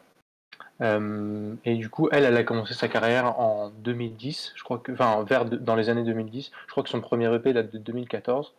Et donc, c'est quand même bien après, justement, plutôt la jeunesse du trip-hop dont je parlais un peu tout à l'heure. Donc, ce qui est intéressant, c'est qu'elle a aussi eu le temps d'absorber un peu les codes premiers du trip-hop et d'ingurgiter aussi, on va dire, des musiques un peu plus modernes. Euh, donc, je précise, mais du coup, elle fait encore de la musique, enfin, elle est encore active, elle a sorti un album en 2020 et elle a sorti un petit EP, je crois, il y a 3 ou 4 semaines, quelque chose comme ça, donc elle est encore dans sa carrière. Et du coup, la question que tout le monde se pose évidemment, Oui. c'est déjà en quoi est-ce que Sef Dalisa c'est du trip-hop? Alors du coup, comme je disais, c'est une artiste qui mélange plein de styles différents et elle a beaucoup d'influences. Euh, donc justement avec ce côté aussi un peu électronique, un peu synthétique. Donc il y a une partie des sons qu'elle utilise qui sont synthétiques, donc générés par ordinateur. Il y a aussi parfois des samples, justement, chose qu'on retrouvait dans le trip-hop. Il y a toujours ce côté assez lent, voilà, qu'on décrivait. Je ne sais pas si vous avez eu cette impression-là à l'écoute aussi. Je trouve que chez elle, il y a un peu une impression des fois de minimalisme, alors qu'en fait, finalement, il y a quand même plein de sons différents qui se superposent, et c'est pas forcément répétitif. Il y a quand même un côté où on n'a pas l'impression d'entendre énormément de choses, il n'y a pas de son très direct qui nous frappe, mais c'est plus voilà, un côté un peu faussement minimaliste. Je sais pas si vous avez eu cette impression-là aussi. Moi, j'ai pas du tout eu cette impression, notamment parce que je vais pas du tout dans l'analyse aussi loin que tu le fais, et c'est aussi pour ça, je pense qu'on a besoin de gens. T'es vraiment surexposé par la lumière, Louise, je me rends compte là, on l'avait pas fait attention depuis tout à l'heure, mais il faudrait que qu'on je fasse un truc shine. là. Mais du coup, ouais, je disais que. Et je pense que c'est aussi pour ça qu'on a besoin d'invités sur Côté Court pour aller plus loin dans l'analyse sur certains sujets que nous, on est capable de le faire vu nos centres d'intérêt et nos passions respectives. Mais du coup, c'est intéressant. Mais moi, j'avoue que j'étais pas allé aussi loin dans l'analyse. Après, pour être tout à fait honnête, moi, c'est pas forcément ma came, ce genre de musique. Même si je dois dire qu'on y reviendra, je pense. Mais par contre, j'ai beaucoup aimé l'aspect réalisation et cinématographique des clips. Oui. Je dois dire. Ouais. Alors mais ça, on y Bah reviendra ouais, peut-être. Et du coup, peut-être Louise. ça toi, j'y reviendrai juste après sur l'équipe. Ah pardon, Louis, tu voulais dire quelque chose aussi? Non, non, non, je vois ce que tu veux dire. C'est vrai qu'en fait, j'ai l'impression que c'est assez constant. Genre vraiment, si tu ne cherches pas à fouiller ce qu'il y a derrière, en fait, t'as vraiment l'impression que c'est constant et que c'est quelque chose, c'est un son qui continue et qui t'entoure.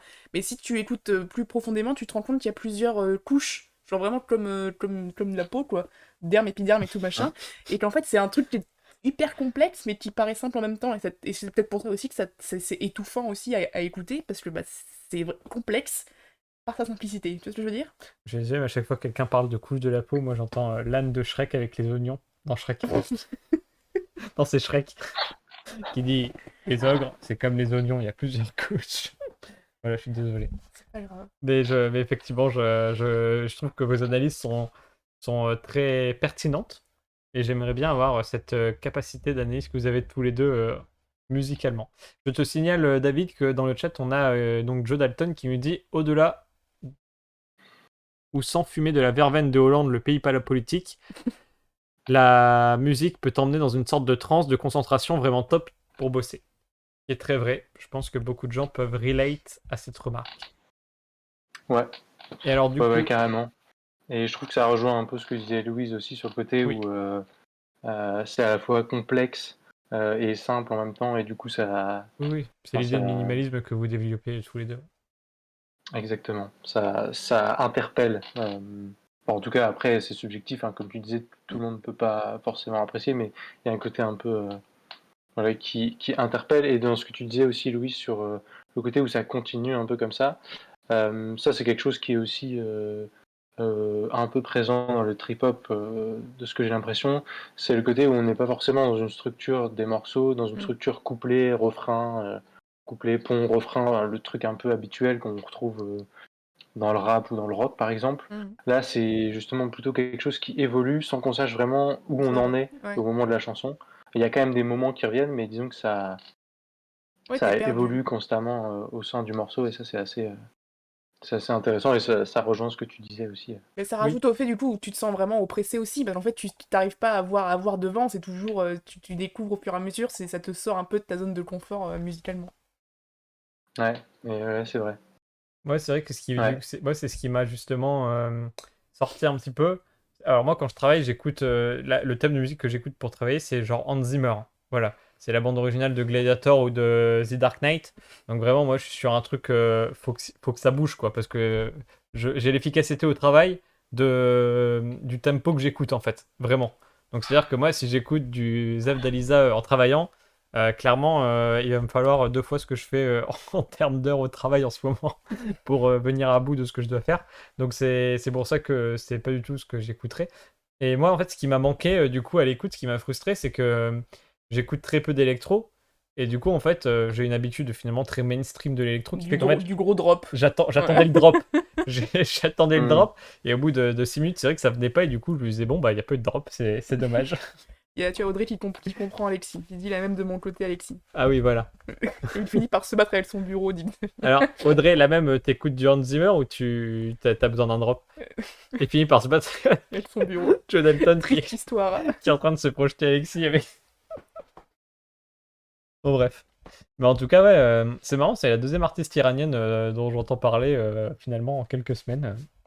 Dans le cadre de mon boulot, j'ai aussi, on travaille avec un artiste qui est issu de l'Iran aussi et qui fait un travail très original et moderne dans le spectacle vivant. Donc, enfin, c'est rigolo, quoi. Audrey, donc, qui relate avec Hans Zimmer. Voilà, la team Hans Zimmer ou team Zev Daliza en termes d'ambiance musicale quand vous travaillez. Je sais que Louis, pendant un moment, t'écoutais des bruits blancs. Ouais, ça me canalise beaucoup. Je suis désolé, David, des fois on digresse, hein, c'est aussi notre spécialité. Mais je Non, sais pas mais si y a t'as pas de vu mal, hein. la C'est vidéo intéressant de. ce qu'on écoute en travaillant. La vidéo de Seb sur le Lofi. Il y Oui, a un truc sur le c'est à Lofi ça que ça me faisait penser à du Lofi. de Seb et un autre mec que j'ai regardé qui expliquait en fait ce qu'était le Lofi et pourquoi ça nous aidait à nous concentrer. Et c'est un peu ça, c'est pas vraiment la même chose que Zev d'Elisa où là ça bouge, il y a des choses qui se passent, mais le Lofi c'est vraiment un truc qui passe en boucle avec pas du tout de Ouais. drop. Parce que l'intérêt c'est de garder un truc qui est très stable et très monotone dans ton oreille pour qu'en fait ça devienne quelque chose qui est derrière, qui est dans le fond. Alors c'est ça, il y a des gens qui ont besoin d'un truc pour se concentrer très calme en fond, pour se focaliser. Et toi t'as besoin Et il y a des de gens croire qui sur un bateau. Non, il y a des gens qui ont besoin d'un tempo qui guide leur réflexion dans le tempo. En ce moment, quand je révise, j'écoute du Gojira et je sais pas si tu connais Très et Goliath. Donc c'est Landai. David, il y a Landai dans le chat qui se demande si tu connais le Ouais. groupe Gojira, qu'il écoute un peu. Je sais pas si j'écouterais du Gojira pour Parce que travailler. David mais- est un énorme fan de Gojira. D'accord. Non, C'est une je blague. connais pas du tout Gojira. C'est pas du tout moi qui ai fait chier Landai pendant 2 ans avec ce groupe. Non, évidemment, du coup, je suis, comme tu l'as dit, Alexis, un grand fan. Donc, moi, je trouve que ça passe très bien aussi Gojira pour travailler. Pour le coup, c'est vrai que c'est pas C'est forcément le compréhensible. même tempo et la même énergie. Mais Pas du tout. moi, dans les deux cas, je pense que du coup, j'ai peut-être une certaine tolérance à plusieurs styles différents Ouais. en travaillant, parce que je trouve que ouais, les deux passent bien. Ça dépend du mood et peut-être de la charge de travail aussi, finalement. Et tu voulais parler du coup Oui. de l'esthétique qu'elle met dans ses clips. Ouais, ouais, carrément, parce que c'est quelque chose qui est assez original aussi chez elle. Du coup, c'est plutôt bah, ce qu'on retrouve dans les clips. C'est des clips qui sont. Alors, je sais pas ce que vous en avez pensé des clips. Peut-être vous pouvez commencer par me donner un peu votre avis si vous en avez regardé certains. Moi j'ai trouvé ça hypnotisant. C'est un univers qui est très perturbant, mais en fait c'est vraiment à l'image, je trouve que c'est vraiment à l'image de la musique. C'est un truc qui est perturbant, qui sort de l'ordinaire, mais qui en fait qui bouge l'ordinaire pour le rendre extraordinaire. Genre par exemple dans son dernier clip où elle utilise l'architecture, donc c'est des vrais bâtiments, mais du coup elle les filme d'une certaine manière où ça les rend étranges et hors du temps. Et du coup je trouve que ça rejoint vraiment la sensation que nous fait l'écoute aussi. Et le clip Human, que j'ai pas envie de spoiler parce qu'il y a quand même toute une partie surprise aussi la première fois que tu le regardes, que j'ai pas envie de dévoiler, mais qui est vraiment, vraiment aussi très sympa et très étrange et qui. Enfin voilà, j'ai trouvé hypnotisante aussi, encore une fois. Alors, Ouais. moi, du coup, je suis en train de regarder les clips, là, je les ai sous les yeux pour pouvoir citer les titres.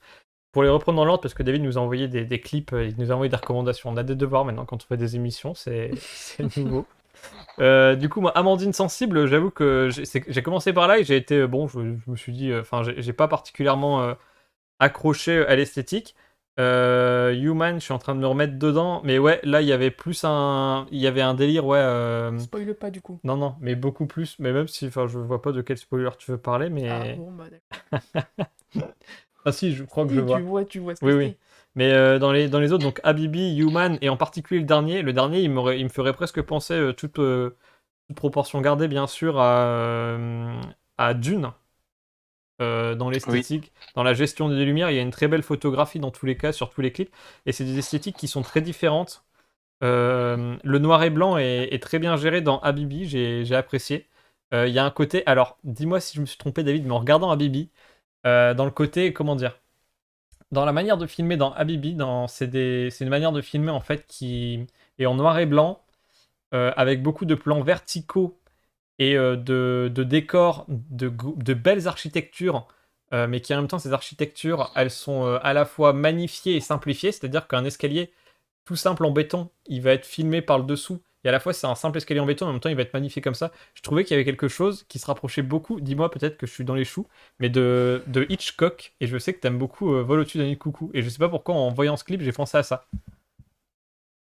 Alors, je sais pas si Vol au-dessus d'un coucou c'est de Hitchcock. Peut-être pas. Peut-être J'avoue que je j'ai suis pas aucune sûr. culture. Non, Mais là, je pense que justement, on rentre dans un domaine où vous êtes peut-être plus calé que moi. Non, non, alors là, pas du Parce tout. que j'avais pas tu- forcément moi cette tu- référence-là quand j'ai vu le Non, clip. non, non. Alors, Moi, ce que David, j'avais noté sur les clips, c'était. Enfin, déjà, Non, c'est un peu c'est bateau c'est de dire Milos ça, Forman, le mais réalisateur. Rien à justement, voir. vous parlez du côté un peu cinématographique. Souvent, dans les clips, les artistes, généralement, soit ils représentent des scènes, du coup, justement, un peu en mode film Mm. extérieur, et souvent, c'est intercalé avec des moments où eux, ils interprètent la chanson. Des fois, c'est même juste l'artiste qui interprète la chanson. Mm. Je sais que dans le rap, c'est beaucoup ça. Et là, en fait, ce qui est marrant, c'est que Seth Dalisa, du coup, elle est toujours dans ses clips, enfin quasiment toujours dans ses clips, elle est mise en scène, mais pas du tout comme une interprète de chanson. On la voit jamais juste, enfin, Chanter. lip-syncer les paroles pour chanter la chanson, mais voilà, elle va jouer des personnages justement qui racontent un peu des histoires ou en tout cas qui évoquent des choses. Et moi, c'est plus ça que j'avais noté sur les clips. Après, sur les influences cinématographiques en elles-mêmes, j'ai Je sais pas, pas. enfin, du Pas, Mais coup, pas dans y a- toutes, hein, mais dans Habibi, moi j'ai vraiment trouvé. Alors effectivement, et pour revenir sur ce que tu disais, en cinéma, on voit beaucoup au cinéma aujourd'hui, mais sur les films entre guillemets classiques d'il y a plus de 20 ans, je pense que Louis comme moi, on est à la ramasse. Ah, On peut le dire. Enfin, pas plus que la plupart des gens, mais je veux dire, pas plus que. Enfin, faudrait qu'on fasse un rattrapage. ouais. Mais, Mais moi je trouvais qu'il y avait quelque chose de Hitchcock quand même. Mais du coup, pas Vol au-dessus du coucou peut-être, mais dans Habibi non, de. plutôt ce film-là où il vit dans un immeuble. Et l'immeuble en fait entier, en haut t'as les riches, en bas t'as les pauvres, et en même temps en fait tu passes toute ta vie dedans. C'est avec Tom Hiddleston. Je sais pas. Mais du coup il filme ouais, non, pareil je sais pas non des plus. terrasses, c'est que du béton, et en fait il filme un peu les terrasses comme ça, un peu de biais en bas. Enfin, voilà, Après, les moi c'est films en noir et l'image. blanc, c'est une esthétique qui est très particulière, hein. Mais moi, je trouve, Euh, ce qui est important aussi à souligner, c'est l'importance du corps et comment elle met en scène son corps dans ses clips et comment elle utilise aussi la modification, bah là, par exemple, de ses yeux, mais aussi de son visage. Moi, ça me fait penser un peu à Lady Gaga dans ces endroits-là, mais je sais que Lady Gaga, pour Born This Way, par exemple, elle se mettait des implants pour se rendre androgyne dans son album. Donc en fait, elle avait des implants piquants. Et il y a plein d'artistes comme ça aussi qui utilisent vraiment la modification de leur corps pour exprimer quelque chose. hmm. Et là, dans ces clips, c'est quelque chose qui est mis en avant, en tout cas, je trouve. Ouais, non, Ouais, en tout cas, c'était des carrément. très beaux clips. Bah, comment dire, pour zoomer un peu, enfin détailler un peu sur le clip de Human, du coup. Mm. Alors, je pense que c'est vrai, on va peut-être pas le spoiler, entre guillemets, même si c'est pas un spoil Oui, de fou. Mais du coup, ça justement par rapport à la représentation, à la représentation du corps et au regard qu'il y a dessus, ce clip-là il est intéressant et ça fait aussi le lien avec la toute première rubrique de cette émission qui parlait un peu de féminisme. Là, Sef Dalisa, du coup, en commentant ce clip-là, elle disait que c'était un peu un commentaire sur le male gaze, donc c'est-à-dire le regard masculin qu'il y a sur les corps des femmes, souvent vu comme un peu des proies ou des marchandises. C'est quelque chose qu'on retrouve dans les films, voilà, où on Batman. va montrer des parties, enfin, des attributs féminins de façon un peu gratuite pour satisfaire un auditoire masculin. Et du coup, là, justement, le clip, il la met en scène devant un auditoire exclusivement masculin. Mm. Euh, où il y a justement un aspect un peu gênant dans le clip qui fait qu'on se pose un peu la question de justement le regard masculin sur son corps à elle. Et globalement, comme tu disais, elle se met souvent en scène, enfin, elle met souvent en scène son corps dans les clips. Et justement, elle commande ça aussi en disant que c'est pas pour répondre à du male gaze, mais c'est plus pour enfin, s'aider à s'accepter dans son corps. Et de toute façon, on le voit dans la façon dont c'est filmé. Mm. Euh, et elle-même participe à la réalisation des clips, donc on voit vraiment que c'est pas justement du male gaze, mais c'est plutôt pour s'aider à s'accepter. Et ça, c'est assez intéressant aussi, je trouve, Et dans les même, du clips. coup, dans le film Human, on voit vraiment, tu dis, voilà, male gaze, du coup, le regard masculin. Je trouve que même le male gaze est le sujet parce que le regard masculin évolue lui aussi durant le clip. T'as le regard Ouais. masculin complaisant avec de l'envie et de la fascination qui devient de plus en plus un regard de peur, un regard d'appréhension et en fait vraiment le visage et le regard de ces hommes en fait évoluent dans le clip. Donc c'est encore Et plus Landai qui remarque Ouais, que dans les carrément. clips musicaux, certains clips sont turbo male gaze. C'est très vrai. On pense évidemment à la plupart des clips. La plupart des clips. Point. Indépendamment du. Je veux dire t'es mal à dégaine c'est aussi c'est aussi du male gaze. Indépendamment du style musical d'ailleurs. Mhm. Est-ce que tu as quelque chose avec lequel tu voulais conclure, David? Bah, je conclurai peut-être en faisant un très léger résumé sur cette image aussi qui résume un peu tout. Quel Et du esprit coup, voilà, les 3 albums scientifique. de trip hop, donc ça c'est vraiment plutôt les origines un peu du style, si vous voulez aller Hmm. écouter. Et du coup, Sef Dalisa, voilà, une artiste que je vous conseille, j'espère que ça vous aura donné envie de l'écouter. On parlait pas mal du clip Human, donc que je vous conseille, qui est son clip le plus connu. Oui. Et s'il y a un album que vous voulez écouter, je vous conseille l'album Shabrang, du coup, qui est sorti en 2020. Moi, perso, c'est mon préféré, c'est son dernier album. Et voilà, Allez je vous streamer conseille ça aussi, si ça fort, vous comme on dit à intéresse la radio. vraiment de creuser, la vidéo qui est écrite aussi, du coup, la vidéo qui m'a fait découvrir cet artiste.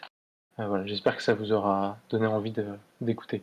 En tout cas, merci David, quoi qu'il en soit, c'est un plaisir comme Audrey d'ailleurs, hein, vous Ouais, un savez, plaisir d'avoir des invités d'accueillir ici. des invités. Si vous souhaitez participer, n'hésitez pas à nous solliciter encore une fois.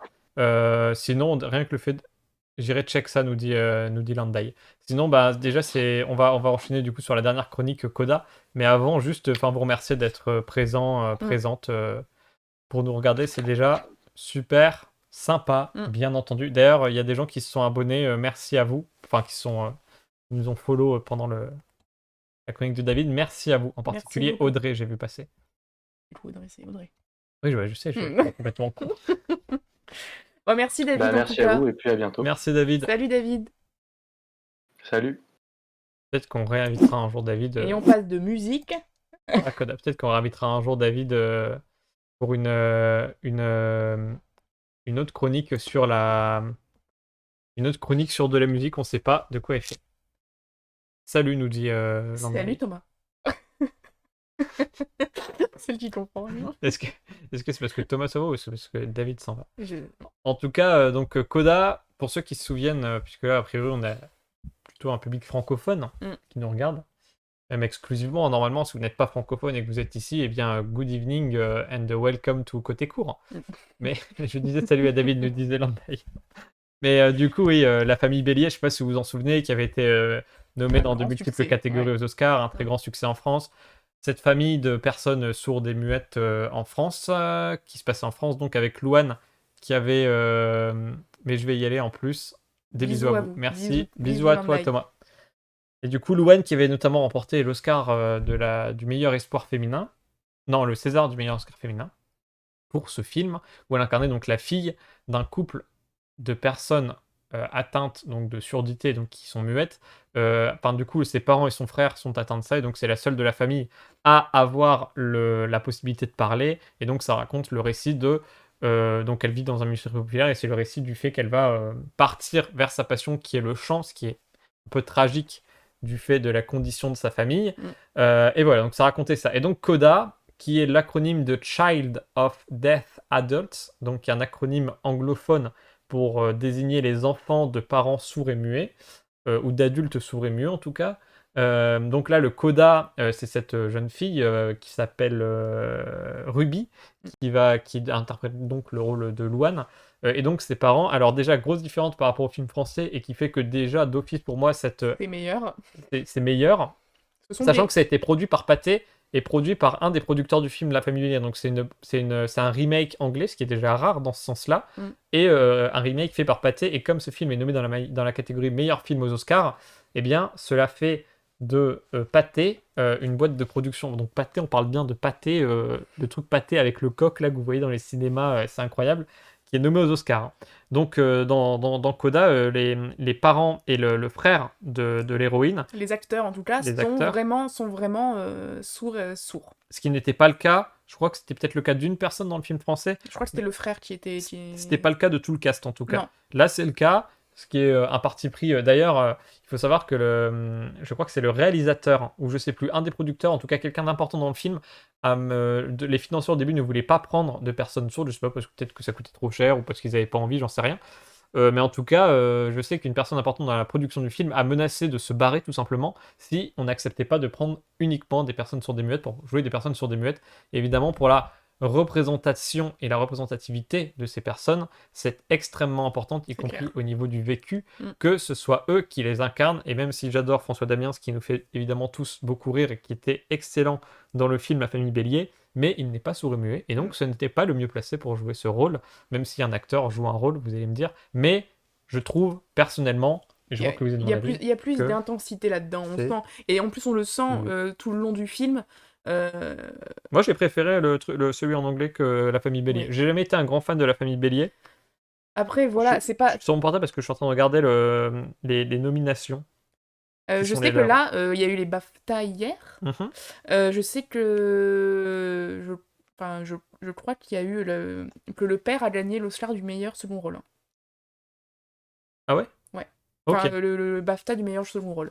Bah alors là, pour les Oscars, ils sont nommés dans la catégorie donc meilleur film, comme je le disais, meilleur acteur dans un rôle principal pour le père, et meilleur scénario adapté. Et je crois que ce sont 3 catégories. Non, 2 catégories. Le meilleur acteur dans un rôle secondaire, c'est pas déconnant. Et Ouais. le meilleur scénario adapté, c'est pas déconnant non plus. plus. Parce qu'en fait, ils ont réussi à le réadapter. On n'est plus dans une ferme, on est dans une famille de pêcheurs. On est dans le Massachusetts. Le réalisateur explique qu'il a choisi cette région parce que c'est une région qui est à la fois extrêmement populaire aux États-Unis et en même temps très très cinématographique, c'est-à-dire très très belle à filmer, quoi, avec la mer, les paysages, etc. Donc déjà, c'est bon. Alors c'est très c'est minime, vous allez me dire, comme adaptation, mais il y a quelque chose de... Enfin, je sais pas, je trouve ça change tout, en fait, de passer d'une ferme à une famille de pêcheurs. Et ça fait 2 fois qu'on voit des trucs sociaux qui se passent dans un univers de la pêche. Alors, je sais pas si aux États-Unis, peut-être s'il y a des gens qui connaissent un peu l'actualité, si aux États-Unis, il y a un délire avec la précarité des pêcheurs, mais c'était déjà le cas dans Falcon et les Soldats de l'Hiver, la série Marvel, où Et c'était dans un film. Forrest Gump. Oui, non, mais ça c'était il y a longtemps.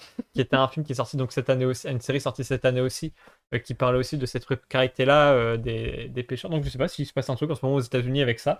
Nous, c'est vrai que la figure de l'agriculteur est une figure extrêmement précaire. Oui.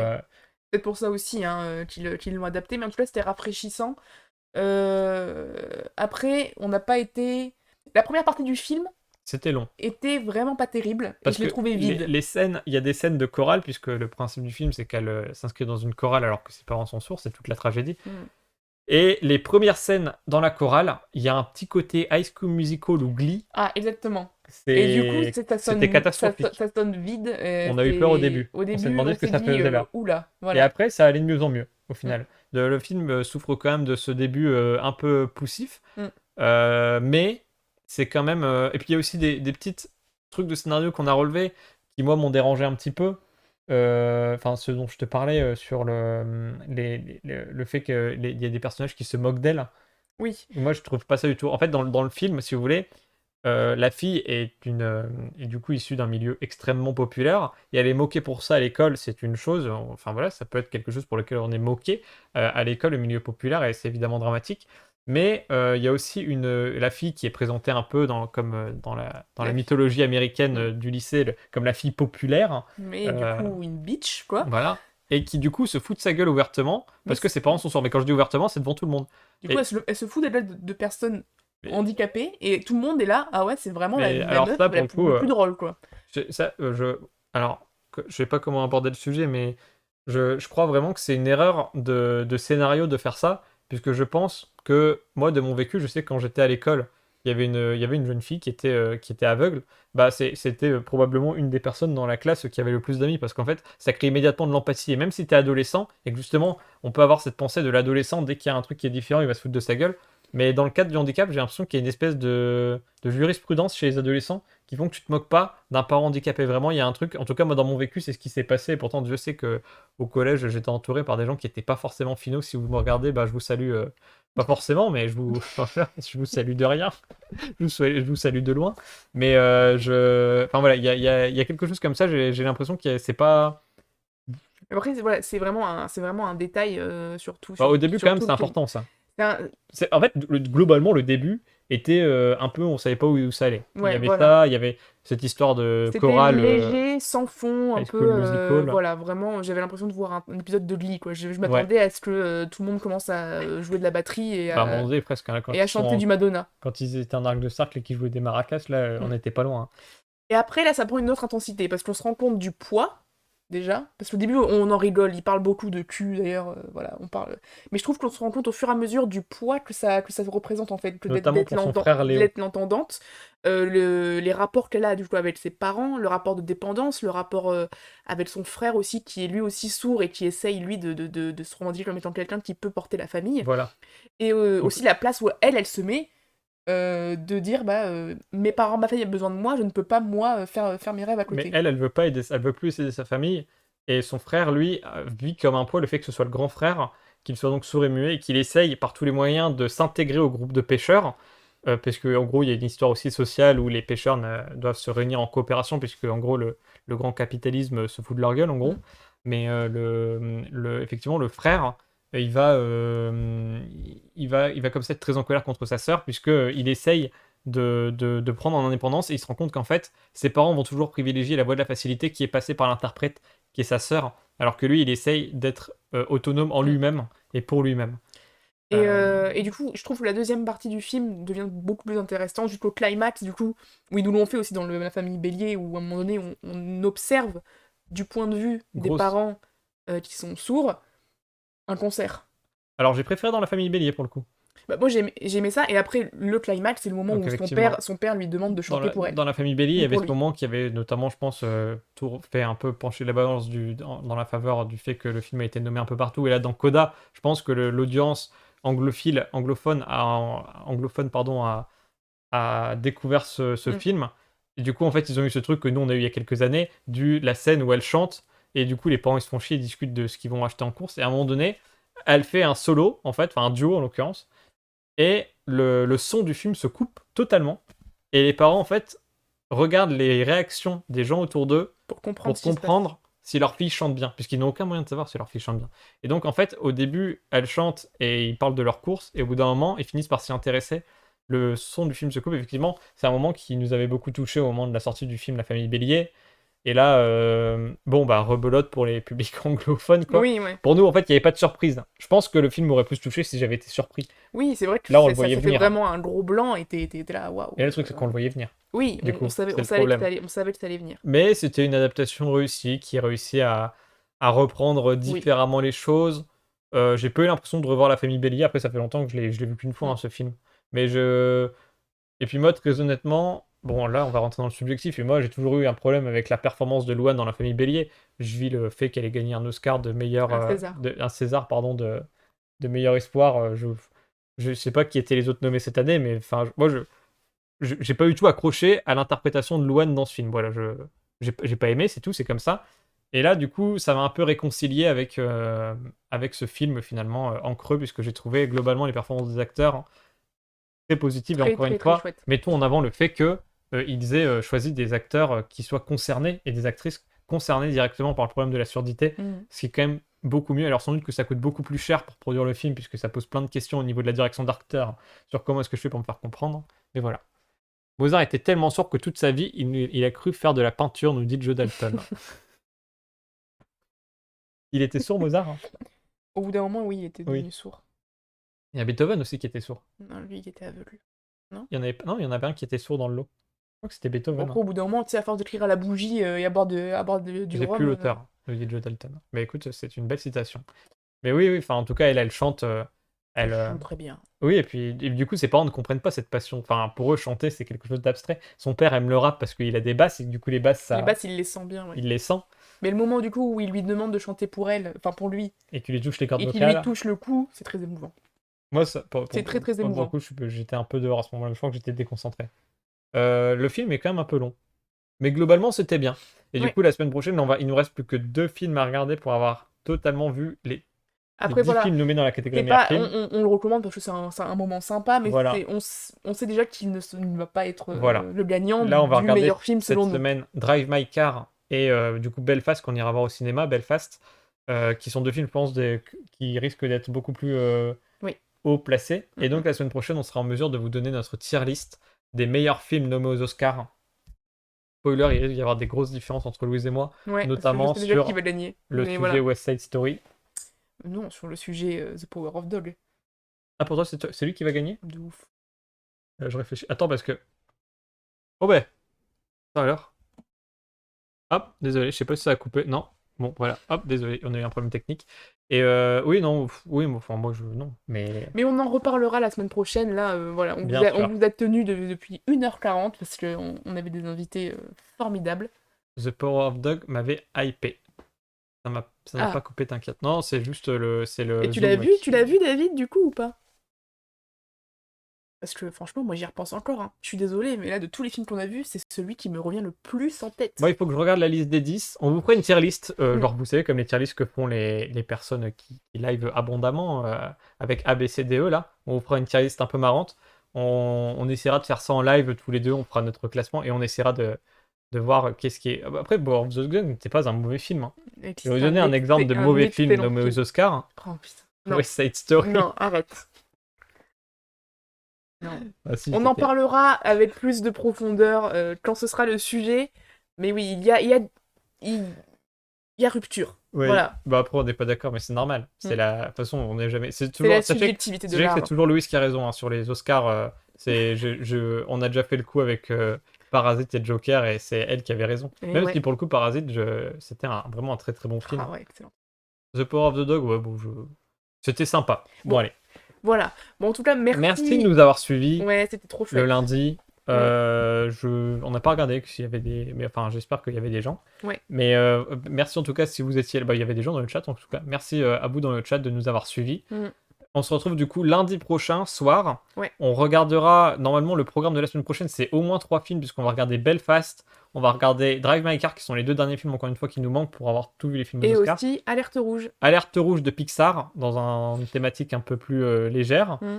Parce que Drive My Car et Belfast, ça danse pas hyper léger. Non, Et en dernier, je sais pas, on va peut-être réfléchir.